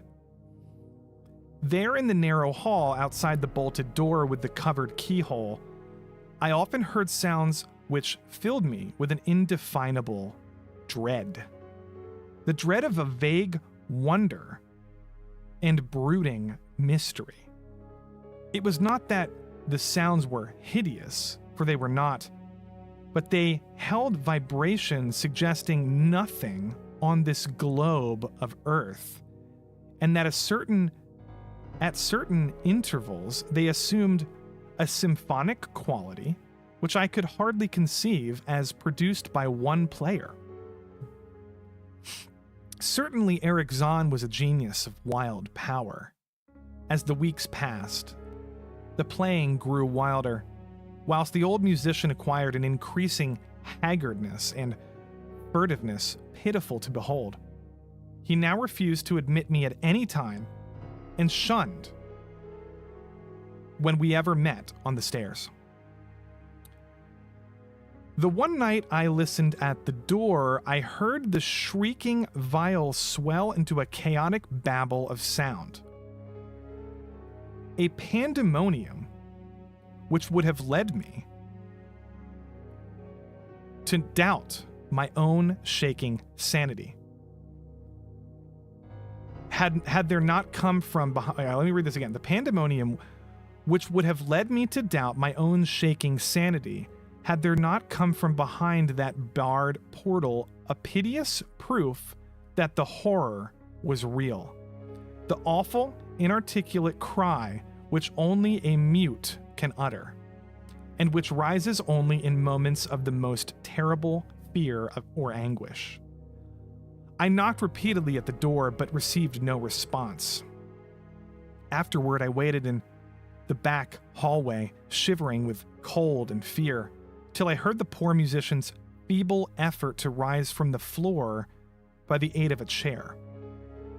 Believing him just conscious after a fainting fit, I renewed my rapping at the same time calling out my name reassuringly. I heard Zahn stumble to the window and close both shutter and sash, then stumble to the door, which he falteringly unfastened to admit me.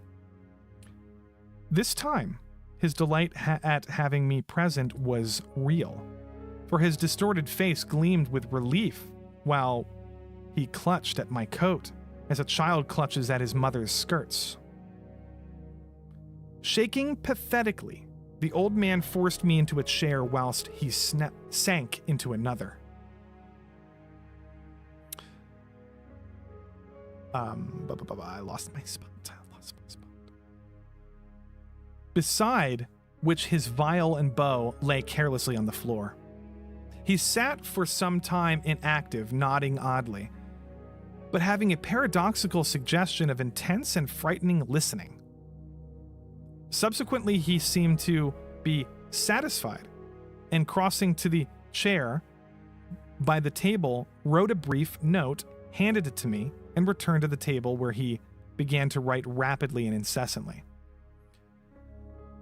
The note implored me in that, in the name of mercy and for the sake of my own curiosity, to wait where I was while he prepared a full account in German of all the marvels and terrors which beset him.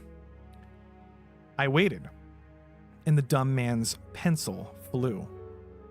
It was perhaps an hour later, while I still waited and while the old musician's feverishly written sheets still continued to pile up, that I saw Zahn start as from the hint of a horrible shock. Unmistakably, he was looking at the curtained window and listening shudderingly. Then I half fancied I heard a sound myself. Thought it was not a horrible sound, but rather an exquisitely low and infinitely distant musical note, suggesting a player in one of the neighboring houses, or in some abode beyond the lofty wall over which I had never been able to look. Upon Zahn, the effect was terrible. For dropping his pencil suddenly, he rose, seized his viol, and commenced to rend the night with the wildest playing I had ever heard, his bow, save when listening to the bard at the barred door.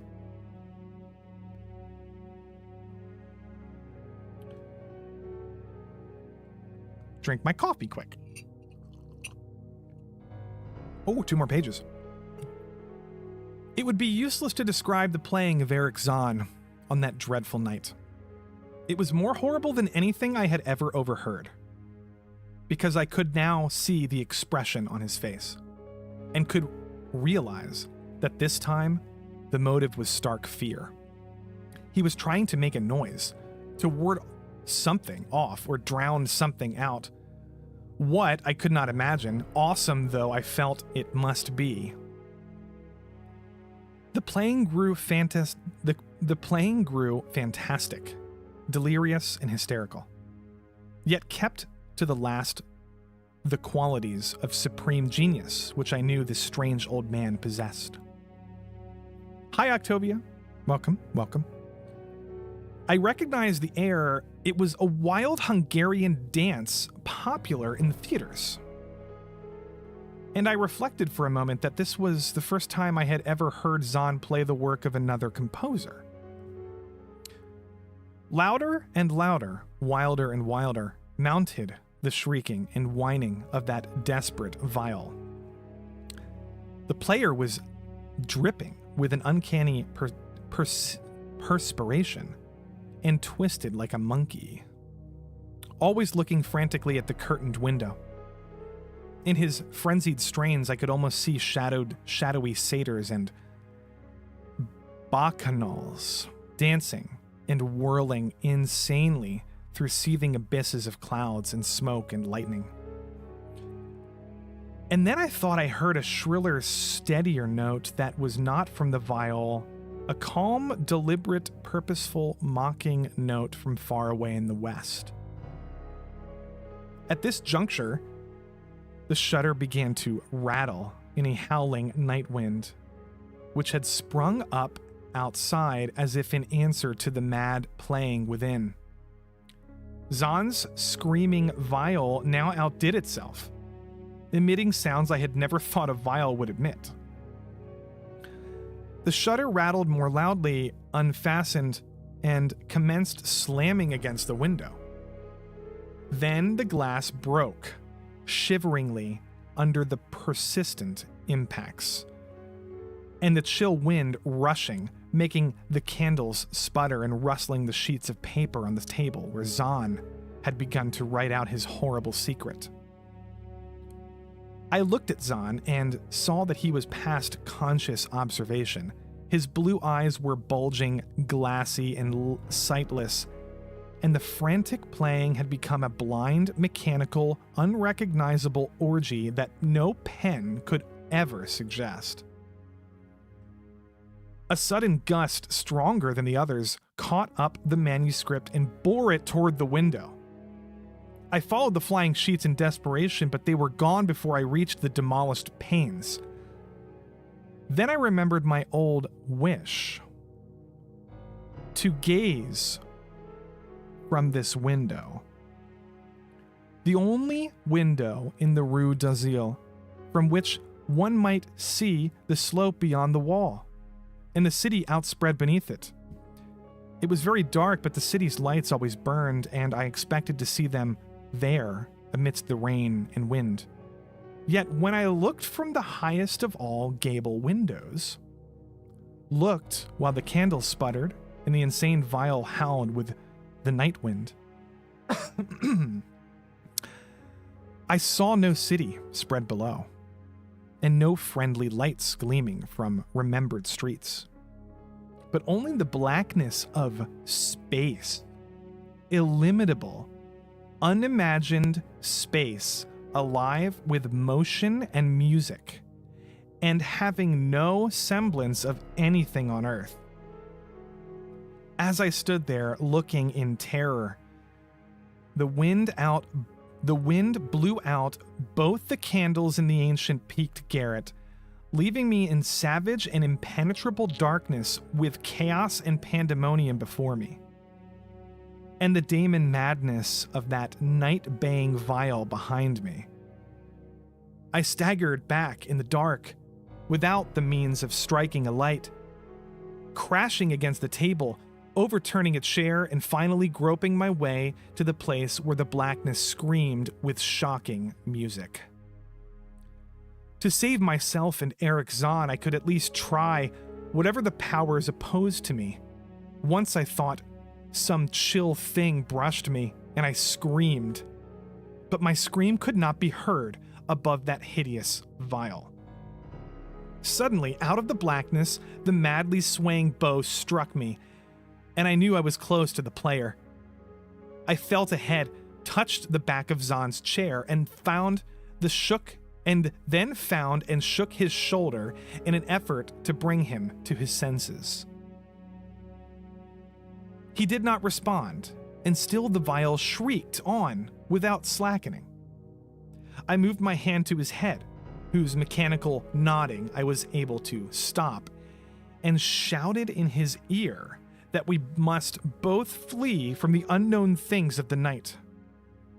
But he neither answered me nor abated the frenzy of his unutterable music, while all through the garret strange currents of wind seemed to dance in the darkness and babble. When my hand touched his ear, I shuddered, though I knew not why. Knew not why till I felt of the still face, the ice-cold stiffness, unbreathing face whose glassy eyes bulged uselessly into the void.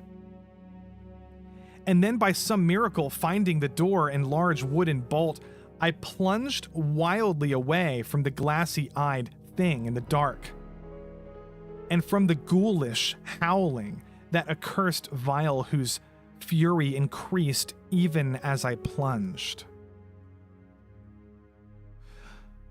Leaping, floating, flying down those endless stairs through the dark house, racing mindlessly out into the narrow, steep, and ancient street of steps and tottering houses, clattering down steps and over cobbles to the lower streets, and the putrid canyon-walled river, panting across the great dark bridge to the broader, healthier streets and boulevards we know.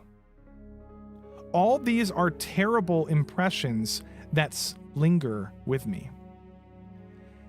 And I recall that there was no wind, and that the moon was out, and that all the lights in the city twinkled.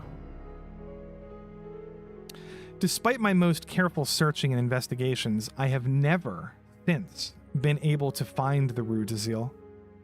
But I am not wholly sorry either for this or for the loss of an unredeemable abyss of the closely written sheets which alone could have explained the music of Eric Zahn?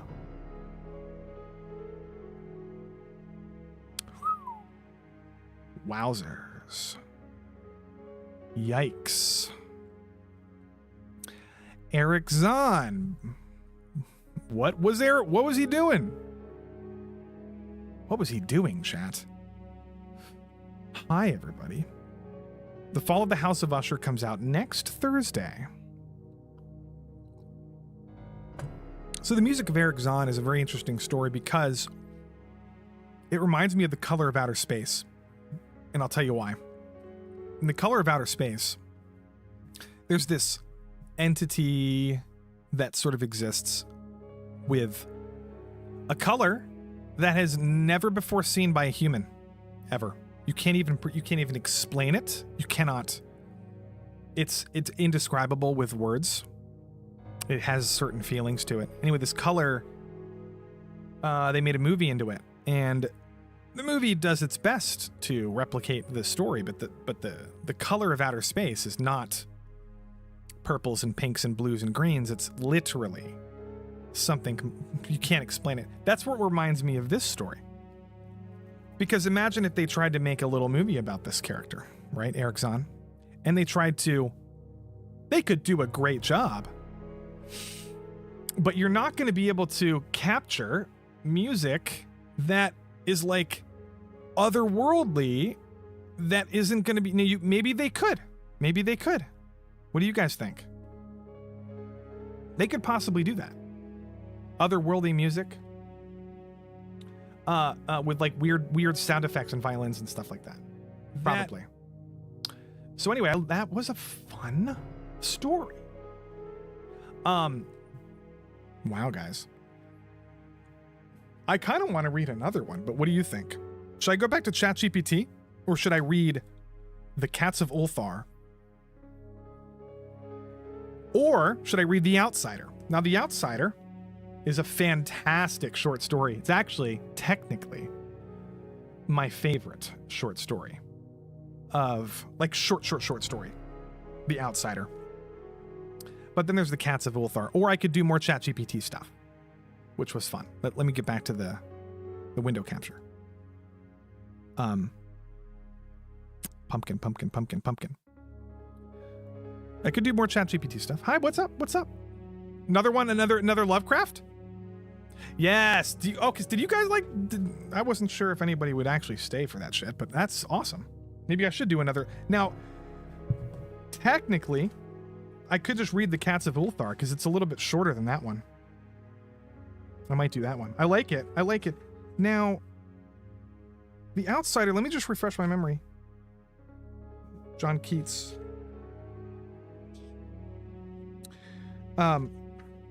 Read my favorite one. The Outsider. I want to read The Outsider. It's an interesting story. It's just a really interesting story. The Cats of Ulthar is not my favorite Poe. It's a good one. Let me go to The Outsider.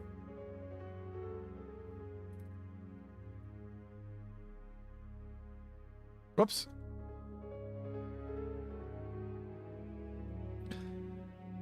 Oh, this is much easier to read. I hope it's the whole thing. I hope it's the entire thing. I don't know if it is or not. I think it is. I hope so. I might just do this.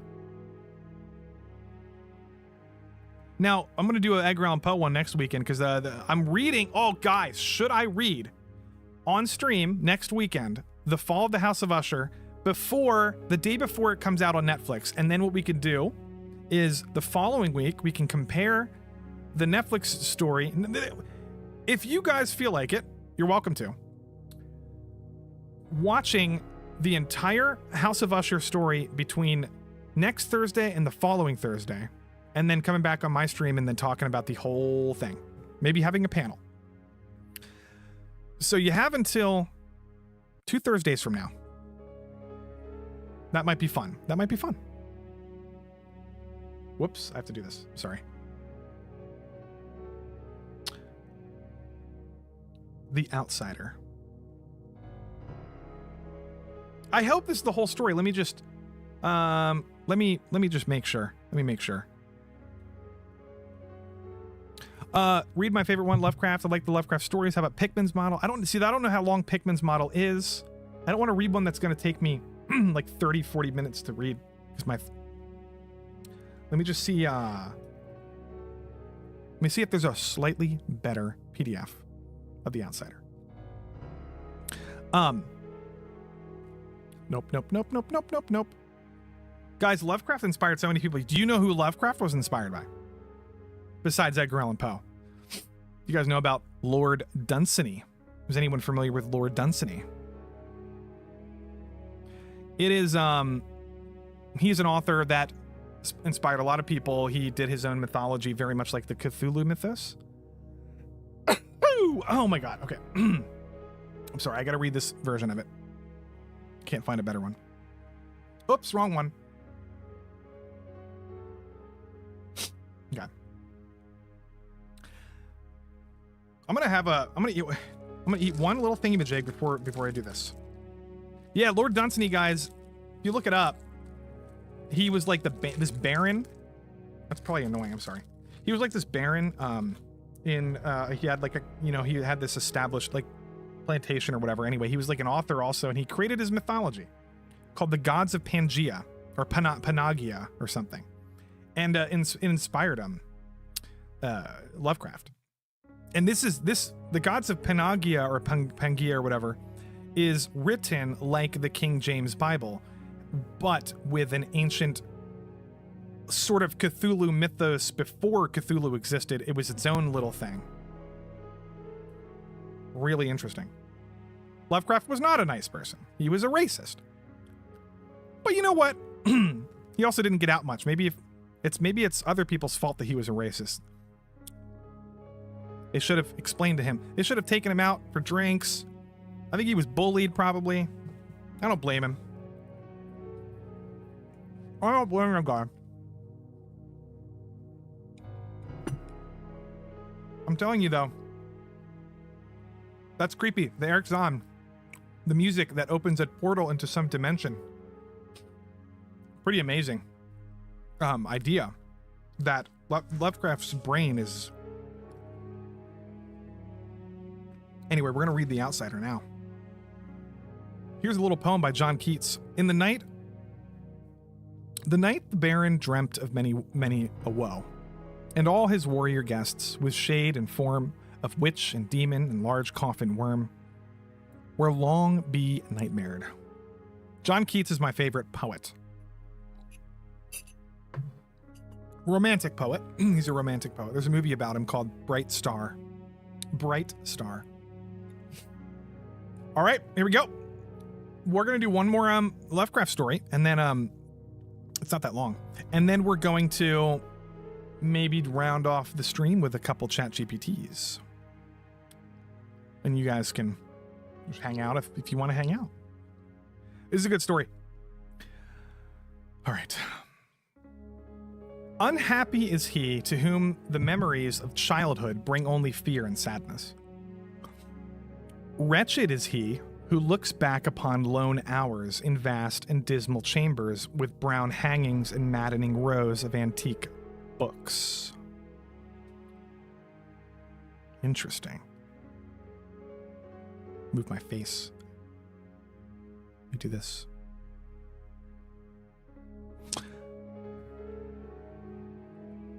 Or upon odd watches in twilight groves of grotesque, gigantic, and vine-encumbered trees that silently wave twisted branches far aloft. Such a lot the gods gave to me. To me, the dazed, the disappointed, the barren, the broken, and yet I am strangely content and cling desperately to those sear memories when my mind momentarily threatens to reach beyond to the other. I know not where I was born, save that the castle was infinitely old and infinitely horrible, full of dark passages and having high ceilings where the eye could find only cobwebs and shadows.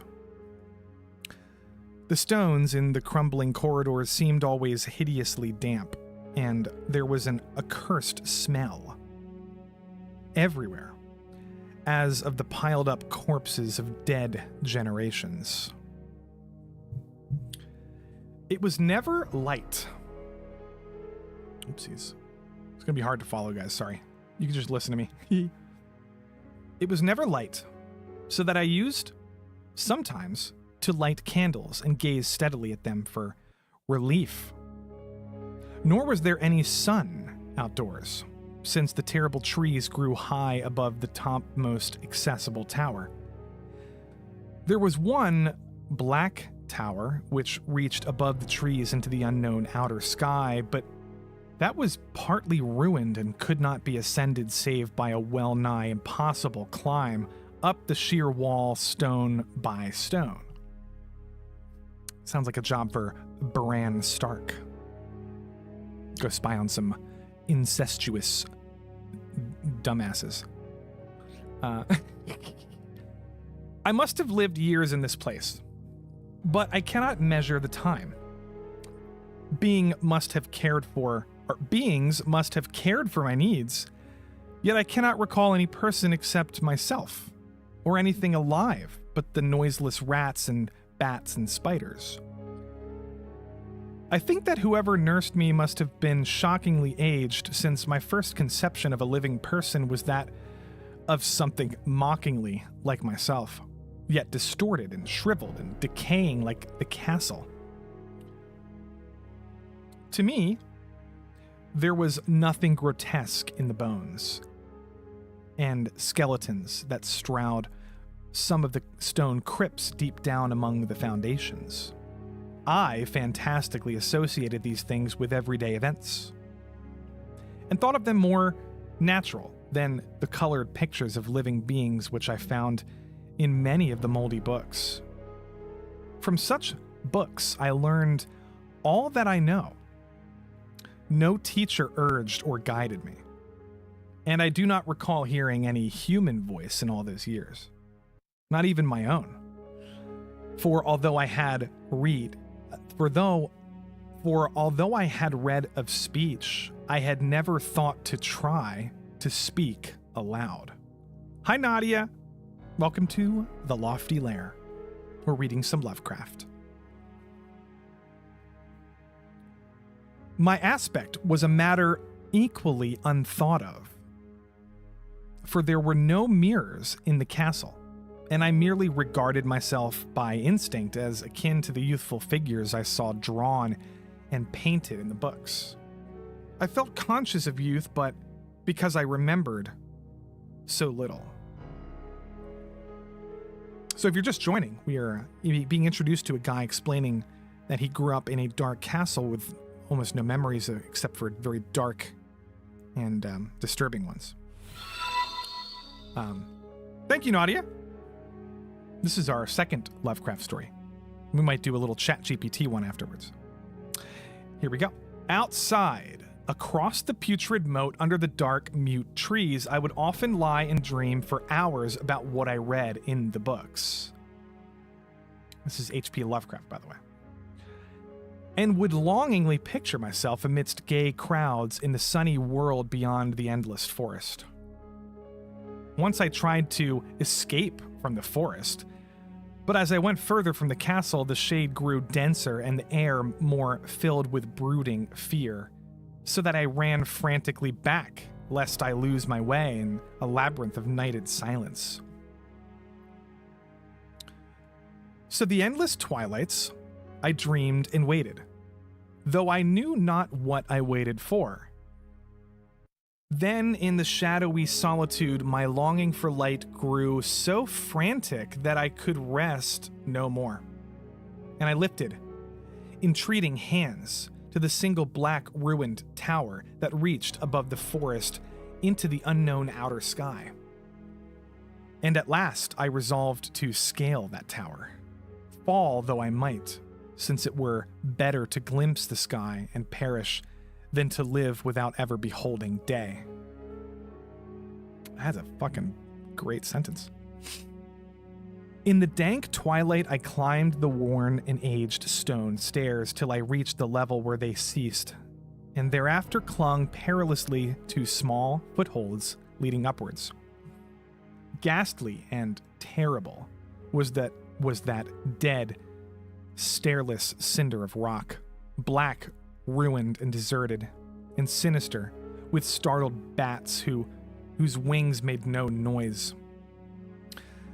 But more ghastly and terrible still was the slowness of my progress, for, climb as I might, the darkness overhead grew no thinner, and a new chill, as of haunted and venerable mold, assailed me. I shivered as I wondered why I did not reach the light, and would have looked down had I dared. I fancied that night had come suddenly upon me, and vainly groped with one free hand for a window embrasure, that I might peer out and above, and try to judge the height I had attained. All at once, after an infinity of awesome, sightless crawling up that concave and desperate precipice, I felt my head touch a solid thing. And I knew I must have gained the roof, or at least some kind of floor. In the darkness, I raised my free hand and tested the barrier, finding it stone and immovable. Then came a deadly circuit of the tower, clinging to whatever holds the slimy walls could give. Till, finally, my testing hand found the barrier yielding, and I turned upward again, pushing the slab or door with my head as I used both hands in my fearful ascent. There was no light revealed above, and as my hands went higher, I knew that my climb was for the nonce ended, since the slab was the trap door of an aperture leading to a level stone surface of greater circumference than the lower tower. No doubt the floor had some lofty and capacious observation chamber. I crawled through carefully and tried to prevent the heavy slab from falling back into place, but failed in the latter attempt.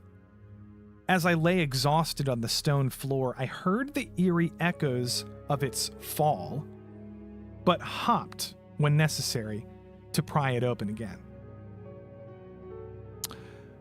Believing I was now at a prodigious height, far above the accursed branches of the wood, I dragged myself up from the floor and fumbled about for windows, that I might look for the first time upon sky and the moon and stars of which I had read.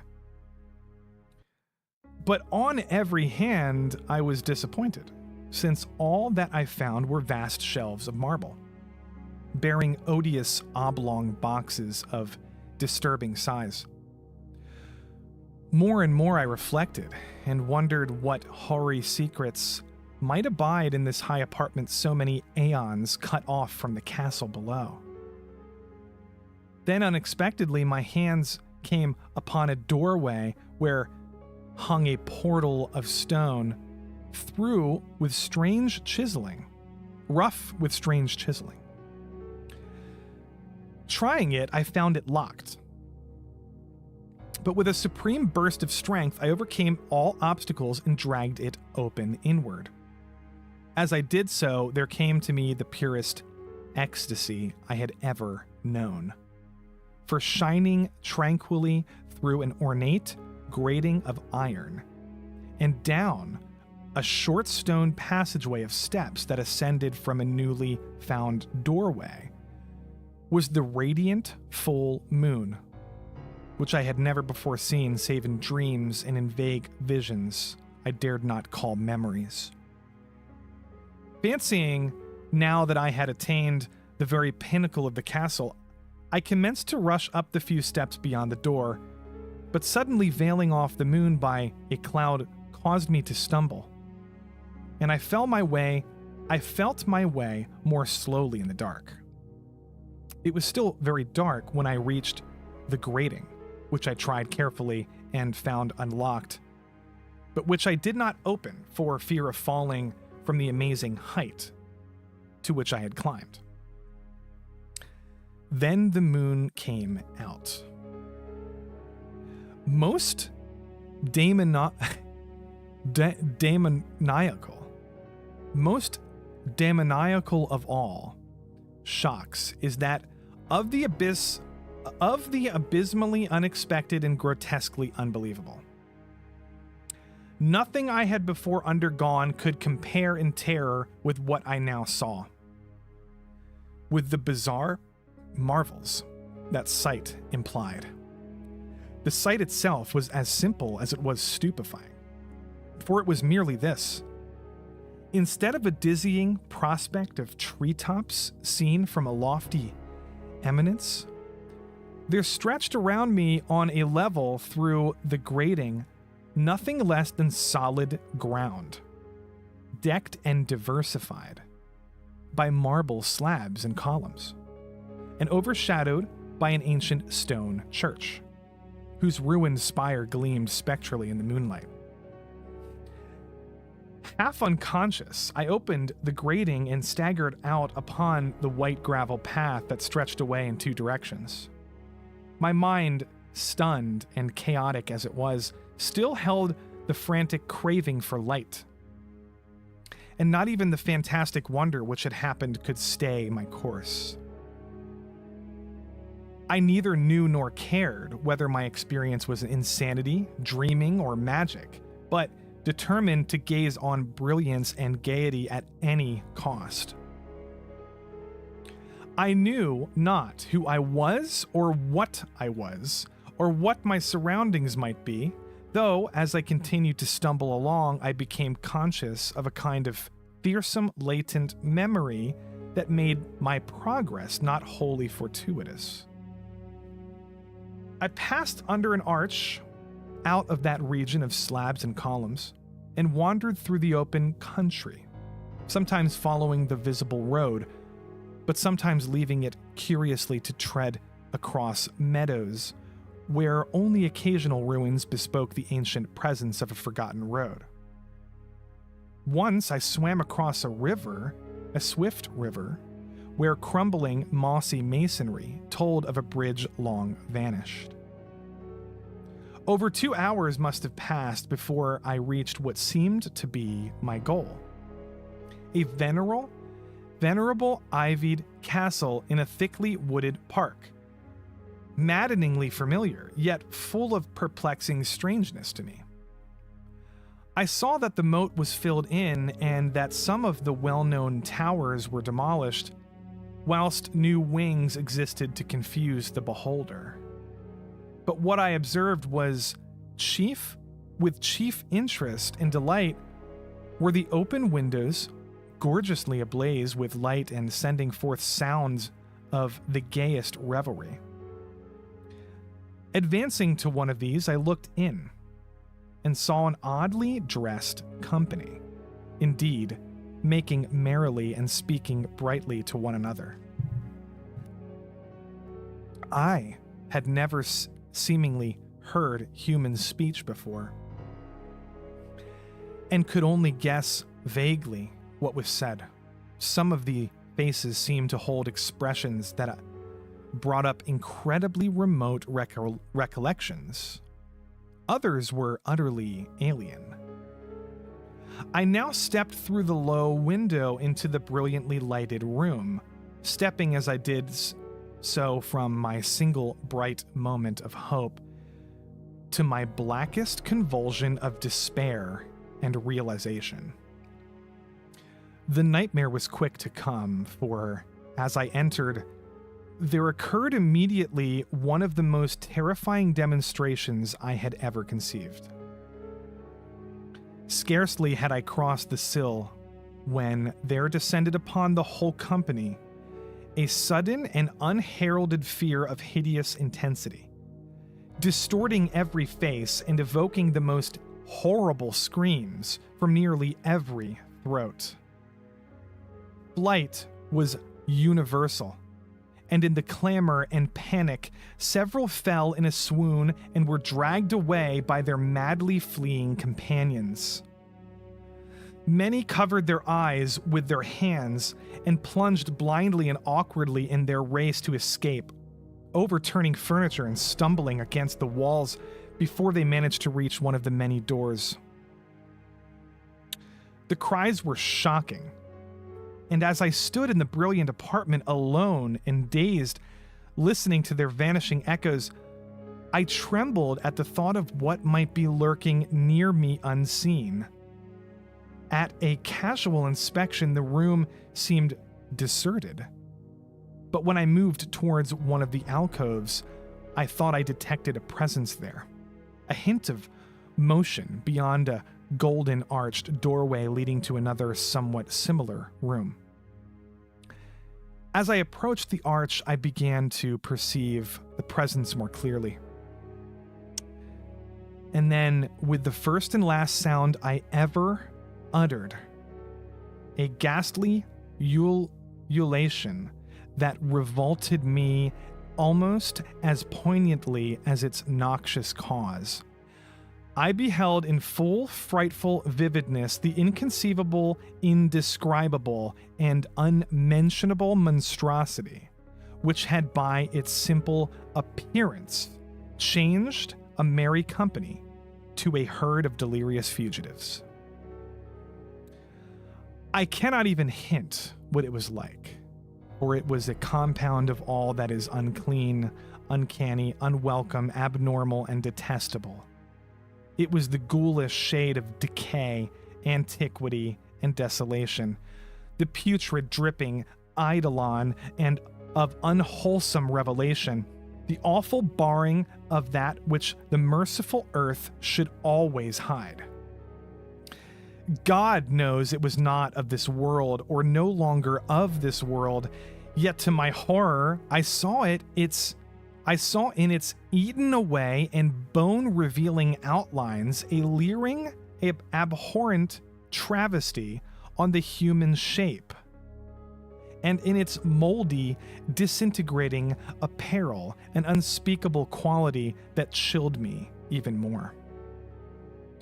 I was almost paralyzed, but not too much so that to make a feeble effort towards flight. A backward stumble which failed to break the spell in which the nameless, voiceless monster held me. My eyes, bewitched by the glassy orbs which stared loathsomely into them, refused to close. And though they were mercifully blurred, ensued the terrible object, but indistinctly after the first shock. I tried to raise my hand to shut out the sight, yet so stunned were my nerves that my arm could not fully obey my will. The attempt, however, was enough to disturb my balance, so that I had to stagger forward with several steps to avoid falling. As I did this, so I became suddenly and agonizingly aware of the nearness of the carrion thing, whose hideous, hollow breathing I half fancied I could hear. Nearly mad, I found myself, yet able to throw out a hand to ward off the foetid apparition, which pressed so close. When in one cataclysmic second of cosmic nightmarishness and hellish accident, my fingers touched the rotting, outstretched paw of the monster beneath the golden arch. I did not shriek, but all the fiendish ghouls that ride the night wind shrieked for me, as in that same second there crashed down upon my mind a single and fleeting avalanche of soul-annihilating memory. I knew in that second all that had been. I remembered beyond the frightful castle and the trees, and recognized the altered edifice in which I now stood. I recognized, most terrible of all, the unholy abomination that stood leering before me as I withdrew my sullied fingers from its own. But in the cosmos, there is balm as well as bitterness, and that balm is nepenthe. In the supreme horror of that second, I forgot what had horrified me.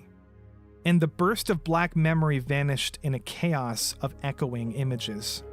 In a dream, I fled from that haunted and accursed pile and ran swiftly and silently in the moonlight. When I returned to the churchyard place of marble and went down the steps, I found the stone-trapped door immovable. But I was not sorry, for I had halted the antique castle in the trees. Now I ride with the mocking and friendly ghouls on the night wind and play by day amongst the catacombs of Nephrin Ka, in the sealed and unknown valley of Hadoth by the Nile.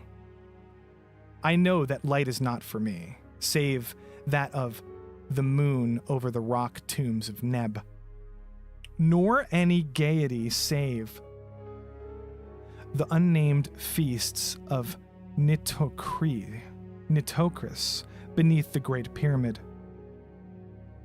Yet in my new wilderness and freedom, I almost welcome the bitterness of my alienage. For although Nepenthe has calmed me, I know always that I am an outsider, a stranger in this century, and among those who are still men. This I have known ever since I stretched out my cold fingers to the abomination within that great gilded frame. Stretched out my fingers and touched a cold and unyielding surface of polished glass.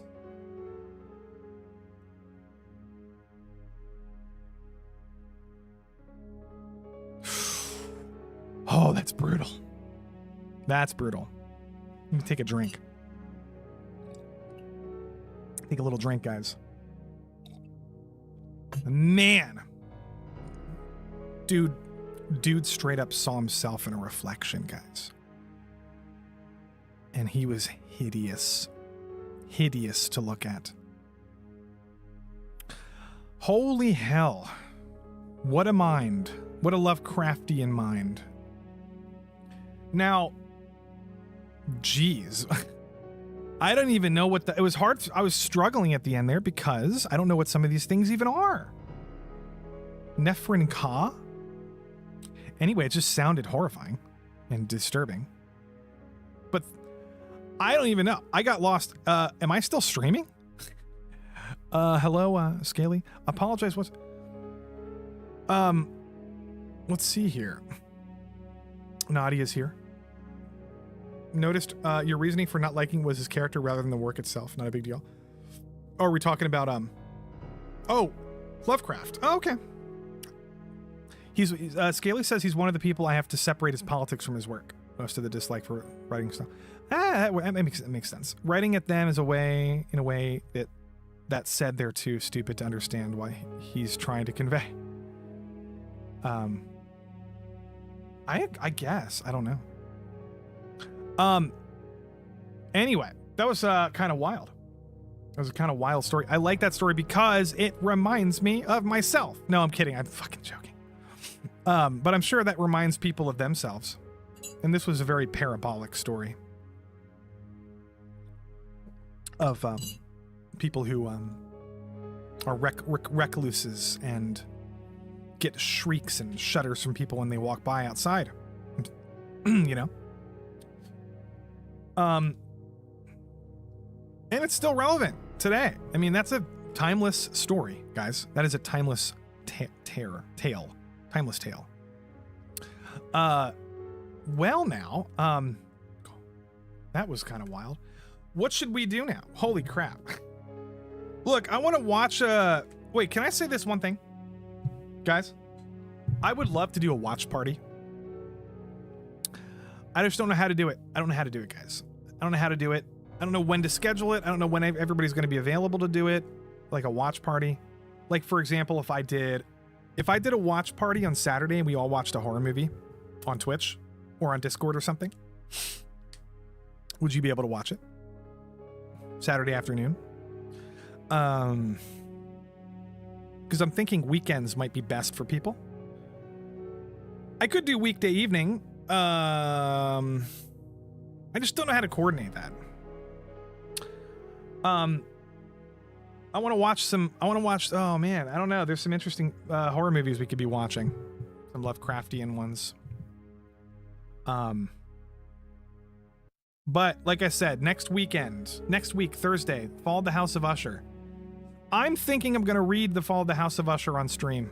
Ah, man, should I do it? It's kind of a long one. It might take me an hour to read. Might take me an hour, I think. But I want to do a watch party. Look, Pippa Pipkin's doing watch parties every whatever. It's on her schedule.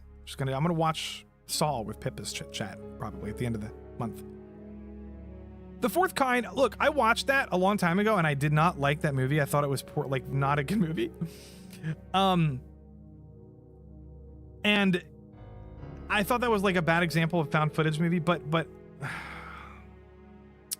I don't know. And it has really, really bad reviews in general. So I mean, my memory's only being accompanied by like reviews that don't make me want to watch it again. But I don't know. Maybe I deserve to watch it. Maybe I'll give it another shot. I prefer Alien. It's my favorite Alien movie. The Fourth Kind. The found footage movies, there's one called Lake Mungo, which is pretty good. There's one called, obviously, Creep and Creep 2. Those are really good found footage movies. I'm back. Sorry, I had to take care of something as Lofty's still taking prompts. Yeah, I'm taking a prompt. Okay, let me do a prompt. Do another prompt. A cursed violin that grants the user supernatural talent requires larger and larger sacrifices each performance, or else the user's soul will be consumed by the spirit. That's a creepy prompt. I'm back. A cursed violin that grants the user supernatural talent but requires larger and larger. You know what? That sounds like a fun one. Let's do it. About. Okay, let's try this. Give me a second here. We did this earlier. If you were just joining, we did this earlier. We just came up with some funny stories. We did one about Camelot, Lake Mungo. Yeah, it wasn't really scary. That's okay. I mean, it's creepy, but it's not. I'm never usually scared. Honestly, I'm not usually scared too much. It takes a movie to a good one. Write a short horror story about a cursed violin that grants the user supernatural talent but requires a larger and larger. Okay, I'll just do that. How that sounds like a good. Sounds like a good one.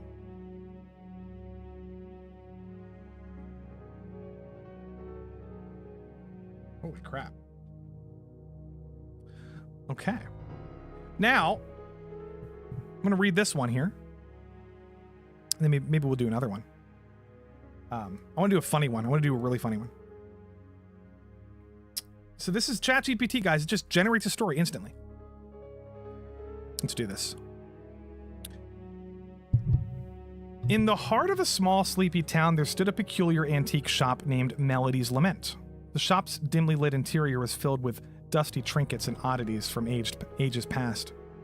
But amidst the clutter, one item stood out, a beautifully crafted violin, with an intricate design that seemed to shimmer with an otherworldly allure.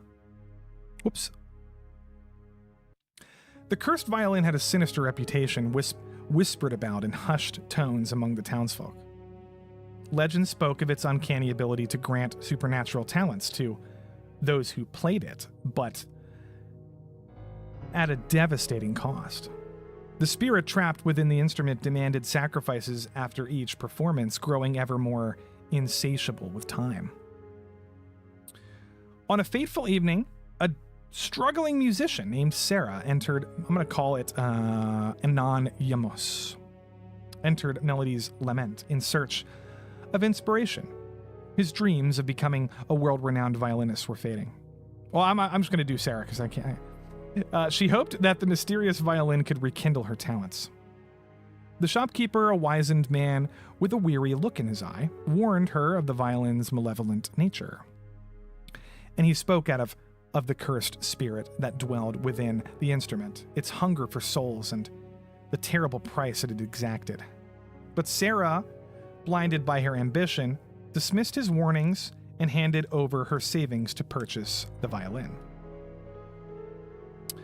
That night, Sarah played the cursed violin in the solitude of her dimly lit apartment. As the haunting melody filled the room, her fingers moved effortlessly and her music soared to heights she never before achieved. It was as if the very heavens had bestowed their gifts upon her.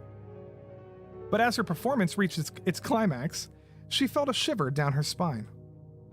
The room grew colder and a faint, ghostly figure materialized before her.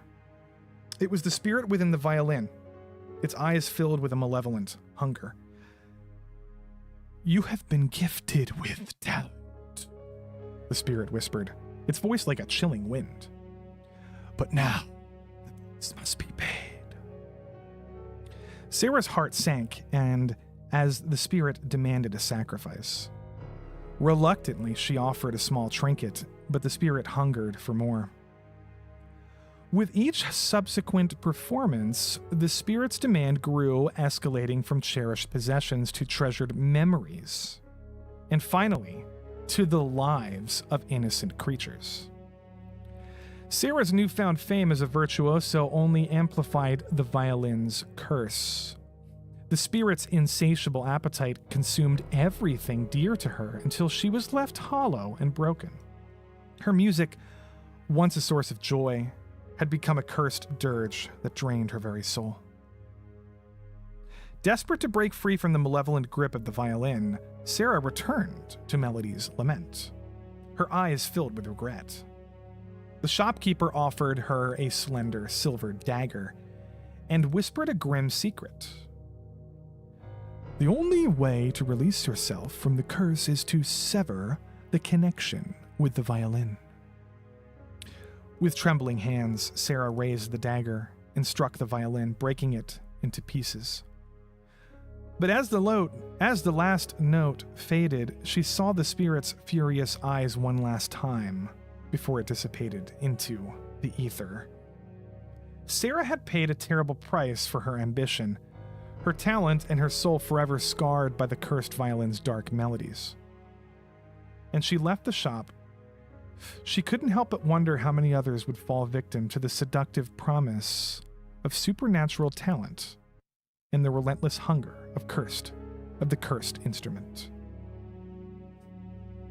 Well, that was pretty good. The problem is, she broke the instrument, didn't she? I thought she broke it. Sometimes ChatGPT will forget what it wrote, and then it'll I've had this happen a couple times. It forgets what it wrote, and then it switches it around or something. But other than that, it was actually pretty solid. I mean, these are all, to be fair, guys. When I say these are fun to read and entertaining, they're not the best stories. They're sort of generic, copied patterns and formulas because ChatGPT is kind of shitty. However, I still think it's fun to see what they come up with. You know what I mean? I think they're fun. And I like the dialogue. Sometimes the dialogue is fun to read. You know what I mean? Some people are like, "Oh, Lofty, you're compensating for your lack of creativity. This is not real art, okay? Go write a short story. Go write your own creative blah, blah, blah, blah, blah." And I'm like, guys, this is not the whole... the point is to have fun experimenting with ChatGPT. I'm not trying to write a good story. That's not the point. It's like some people are coping and they're like, they don't want anybody to have fun with anything that involves AI. They don't want anybody to have fun with anything that involves AI. If you're having fun with AI, that means that you're compensating for your lack of creativity. And some people do that, genuinely. Some people do compensate for their lack of creativity. And some AI stuff sucks, and other AI stuff is a scam or whatever. Maybe it's a scam or something, but that's not what I'm doing. Anyway, some people annoyed me on Twitter. She broke it, but it was cursed item. So true. True. Funnily enough, these usually start out very similar in structure to human creepypastas. Look, yeah, dude. I mean, some creepypastas are just kind of formulaic and generic, and they're fun to read, right? They're not like, and by the way, a lot of people copy Lovecraft's style, H.P. Lovecraft, and he had this style that he kind of sort of did and invented. And now a lot of stories, you might read Lovecraft and think he's sort of cliche or something. But I mean, that's because everybody copied him.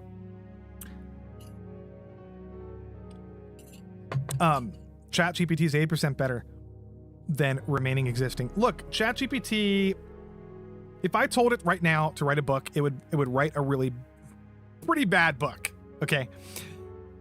With no editing and stuff, like I would have to edit. I would have to spend weeks and weeks editing it, making sure it's not like contradicting itself every 3 paragraphs or something. It could write a book, and it would tell a story, and I could probably do that. But it would require me to do a lot of rewrites, editing, copying, deleting paragraphs, adding paragraphs with more AI. It would take. I know people are working on AI books. But I would rather write. I'm never going to use AI ever to write anything I do, because to me, number one, it's boring. If I'm trying to create something unique for myself, I don't want to use AI. Number two, it does have this formulaic structure. Now, there are a lot of bad writers and there's a lot of bad artists that, for example, like this picture, these pictures, even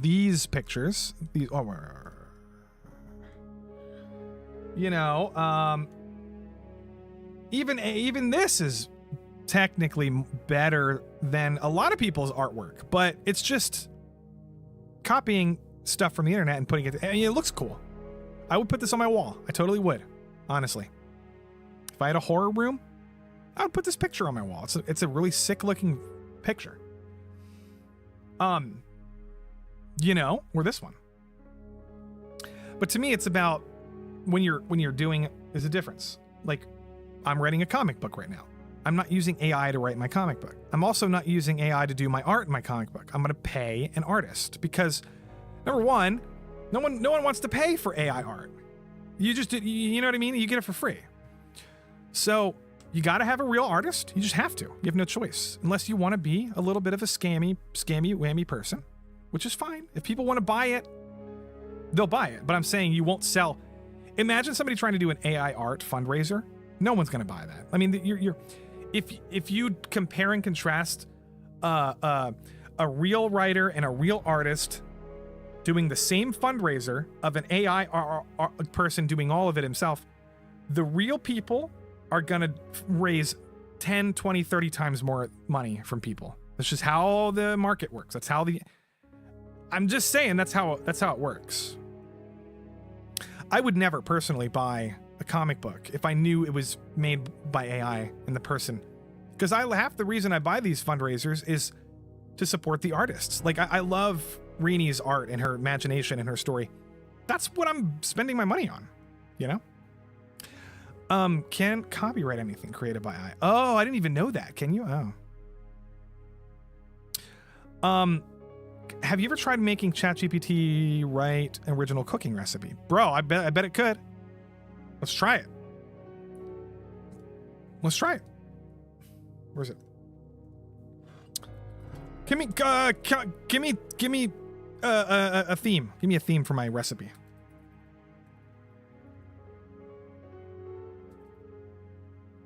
Give me a theme. I'm gonna read chat for a second.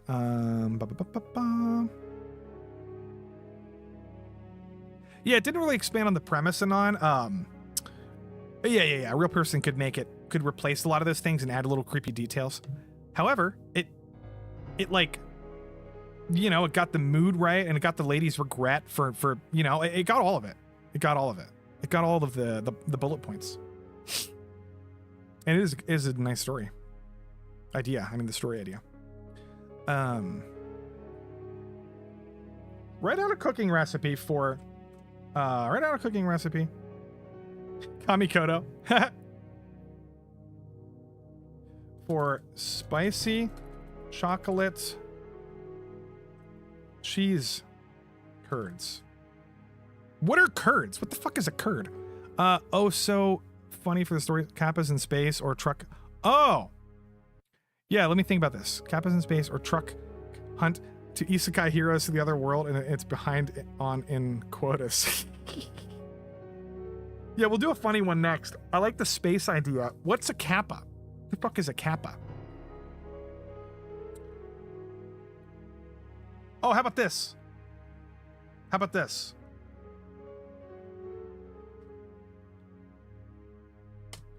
Write out a cooking recipe for a chocolate salmon. Wait, chocolate? No. A chocolate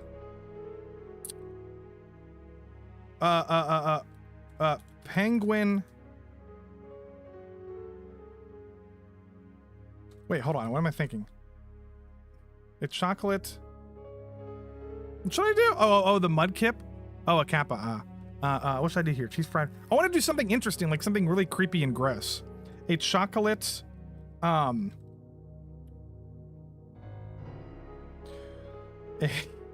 can't use any words like fucking balls or anything. I can't.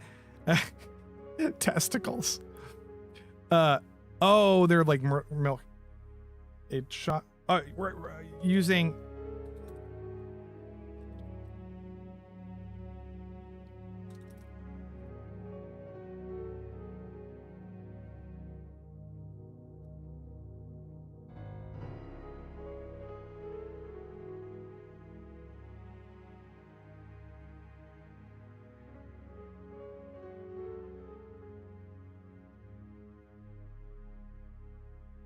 And a, sorry, I'm just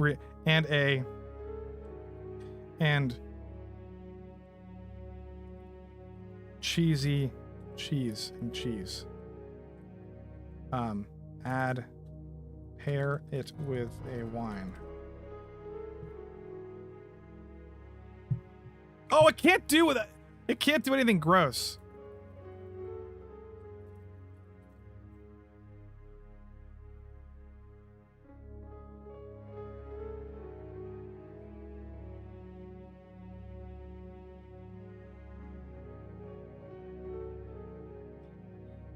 Chocolate cheese muffins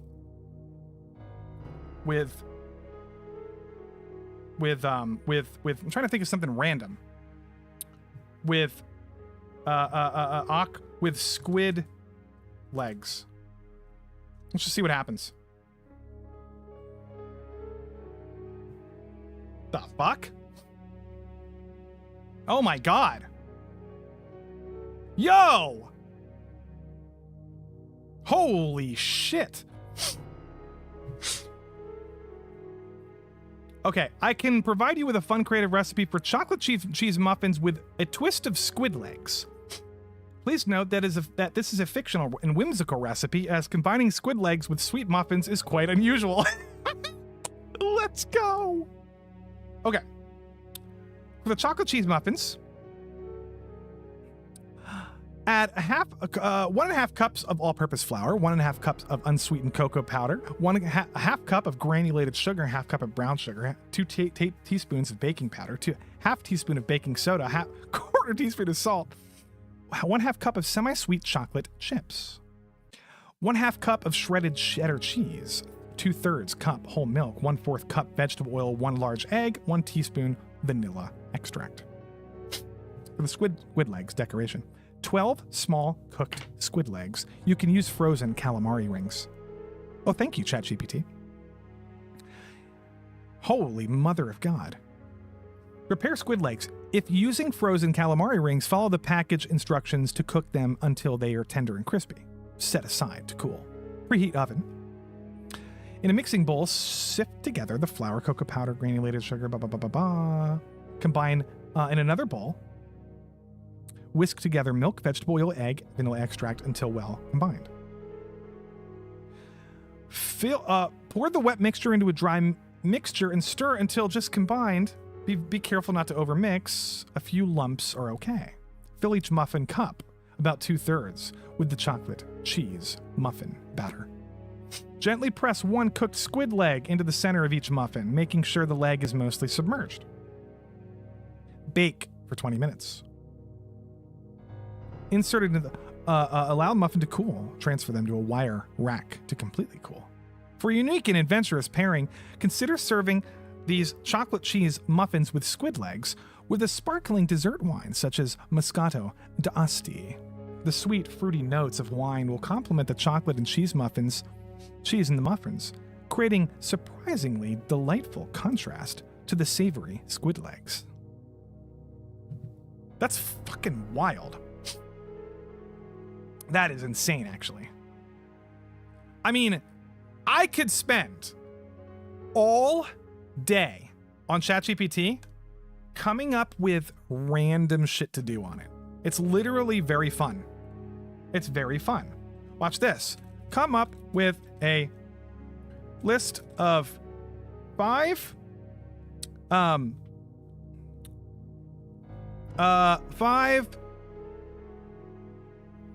ideas for a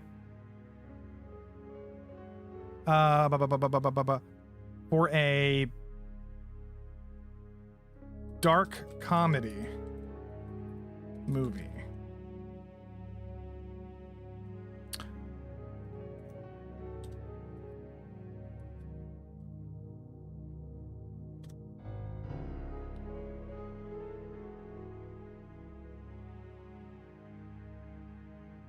Well, I mean, I'll read one of them.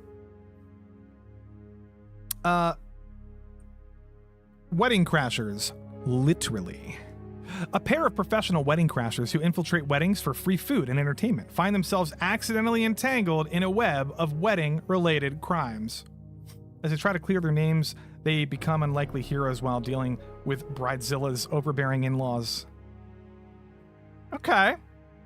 The cult of optimism. In a world overrun by pessimism, a charismatic cult leader emerges, preaching the virtues of relentless positivity and joy.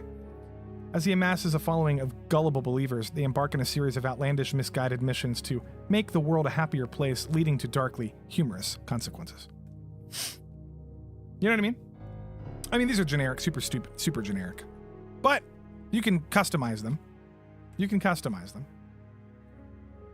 Holy shit. Now I want to go eat some chocolate stuff, guys. I might go make food now. Fuck. Thanks for that. Thanks a lot. I literally might go make a bunch of food now, like brownies or something. Fuck. It's your fault. We'll do one more funny story, then we'll wrap up the stream. Suggestions of suggestions. Guys. Somebody said something earlier about, okay, space. Write a short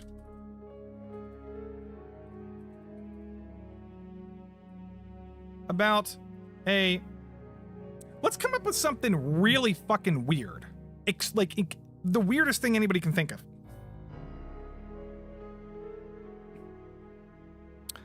How about this? How about a... Yeah, chocolate cheesecake sounds good. How about... Write a short horror story about a... Oh, let me think about this. Banana peel? No, that's kind of dumb. How about write a short story about... An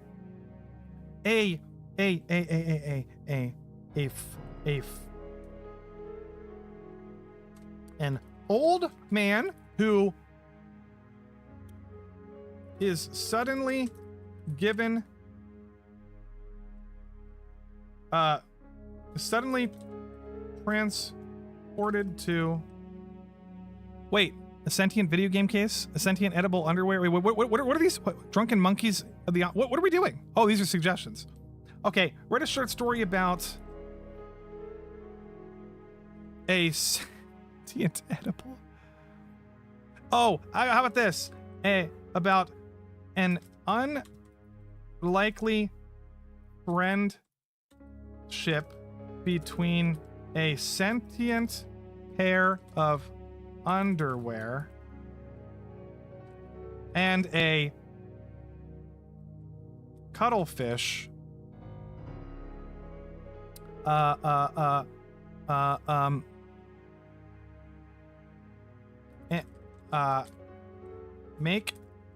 is it a horror story though? I'm just kind of combining all these things. Who go on a rampage? No, who? I'm just gonna see what happens with this story. What else? What else should we do, chat? Write a short, unlikely friendship between a sentient pair of underwear and a cuttlefish. On the moon. And they are attacked by a drunk monkey. Only one survives. Tragic ending. Flesh-eating tacos. Okay, this is fine. This is fine. This will be good. I don't think it's going to be able to do underwear. No, wait, okay. It did it. It did it. Here we go. Ready? Fuck. Hold on, I gotta do this thing on my phone quick because I forgot to do something. I was supposed to send something to somebody. Blah blah blah blah blah blah blah blah blah blah. Okay, done. Okay, here we go. On the desolate surface of the moon where nothing should have survived, an unlikely friendship blossomed between two extraordinary beings. A sentient pair of underwear and a cuttlefish. They had been brought to the moon through a series of inexplicable events, and despite their differences, they found solace in each other's company. The sentient underwear, which went by the name of Skivvy, had gained self-awareness during a freak accident involving a cosmic ray. Its elastic waistband formed a mouth-like opening, and it could communicate through soft murmured words. Skivvy was trapped on the moon after being inadvertently left behind by an astronaut during a lunar mission. The cuttlefish, a shy and gentle creature with luminescent skin, was equally stranded on the moon, having been transported there by a mysterious cosmic rift. It found Skivvy one lunar night while exploring the barren landscape. Despite the vast differences between them, Skivvy and the cuttlefish became fast friends. They shared stories and dreams and even shared the moon's breathtaking view. Skivvy would snugly wrap around the cuttlefish, offering warmth in the frigid lunar nights. One faithful lunar night, as the two friends gazed up at the earth, hanging like a pale jewel in the sky, they were interrupted by an unexpected visitor. A drunken monkey wearing an astronaut helmet and clutching a bottle of moonshine staggered onto the lunar surface from a nearby spaceship. The inebriated monkey, known as Drunky Kong, had accidentally crash landed on the moon while attempting to fly a spaceship meant for simians. Confused and distorted, he spotted Skivvy and Cuttlefish, and in his drunken stupor perceived them as threats. Without warning, Drunky Kong lunged at Skivvy and the Cuttlefish, knocking them apart. In his intoxicated rage, he grabbed Skivvy and tossed it into the cold lunar regolith. The sentient underwear landed with a soft thud, helpless and motionless. Good night, honey bun. Thanks for hanging out with us. We're almost done anyway. Thanks for hanging out. It's late too. The cuttlefish, terrified and desperate to protect its friend, tried to fend off the drunken monkey. But Drunky Kong was relentless, swinging his bottle wildly and striking the cuttlefish with a cruel blow. By the way, honey bun, next Wednesday we're doing another stream, but Edgar Allan Poe, and we're kind of talk about some movie adaptations.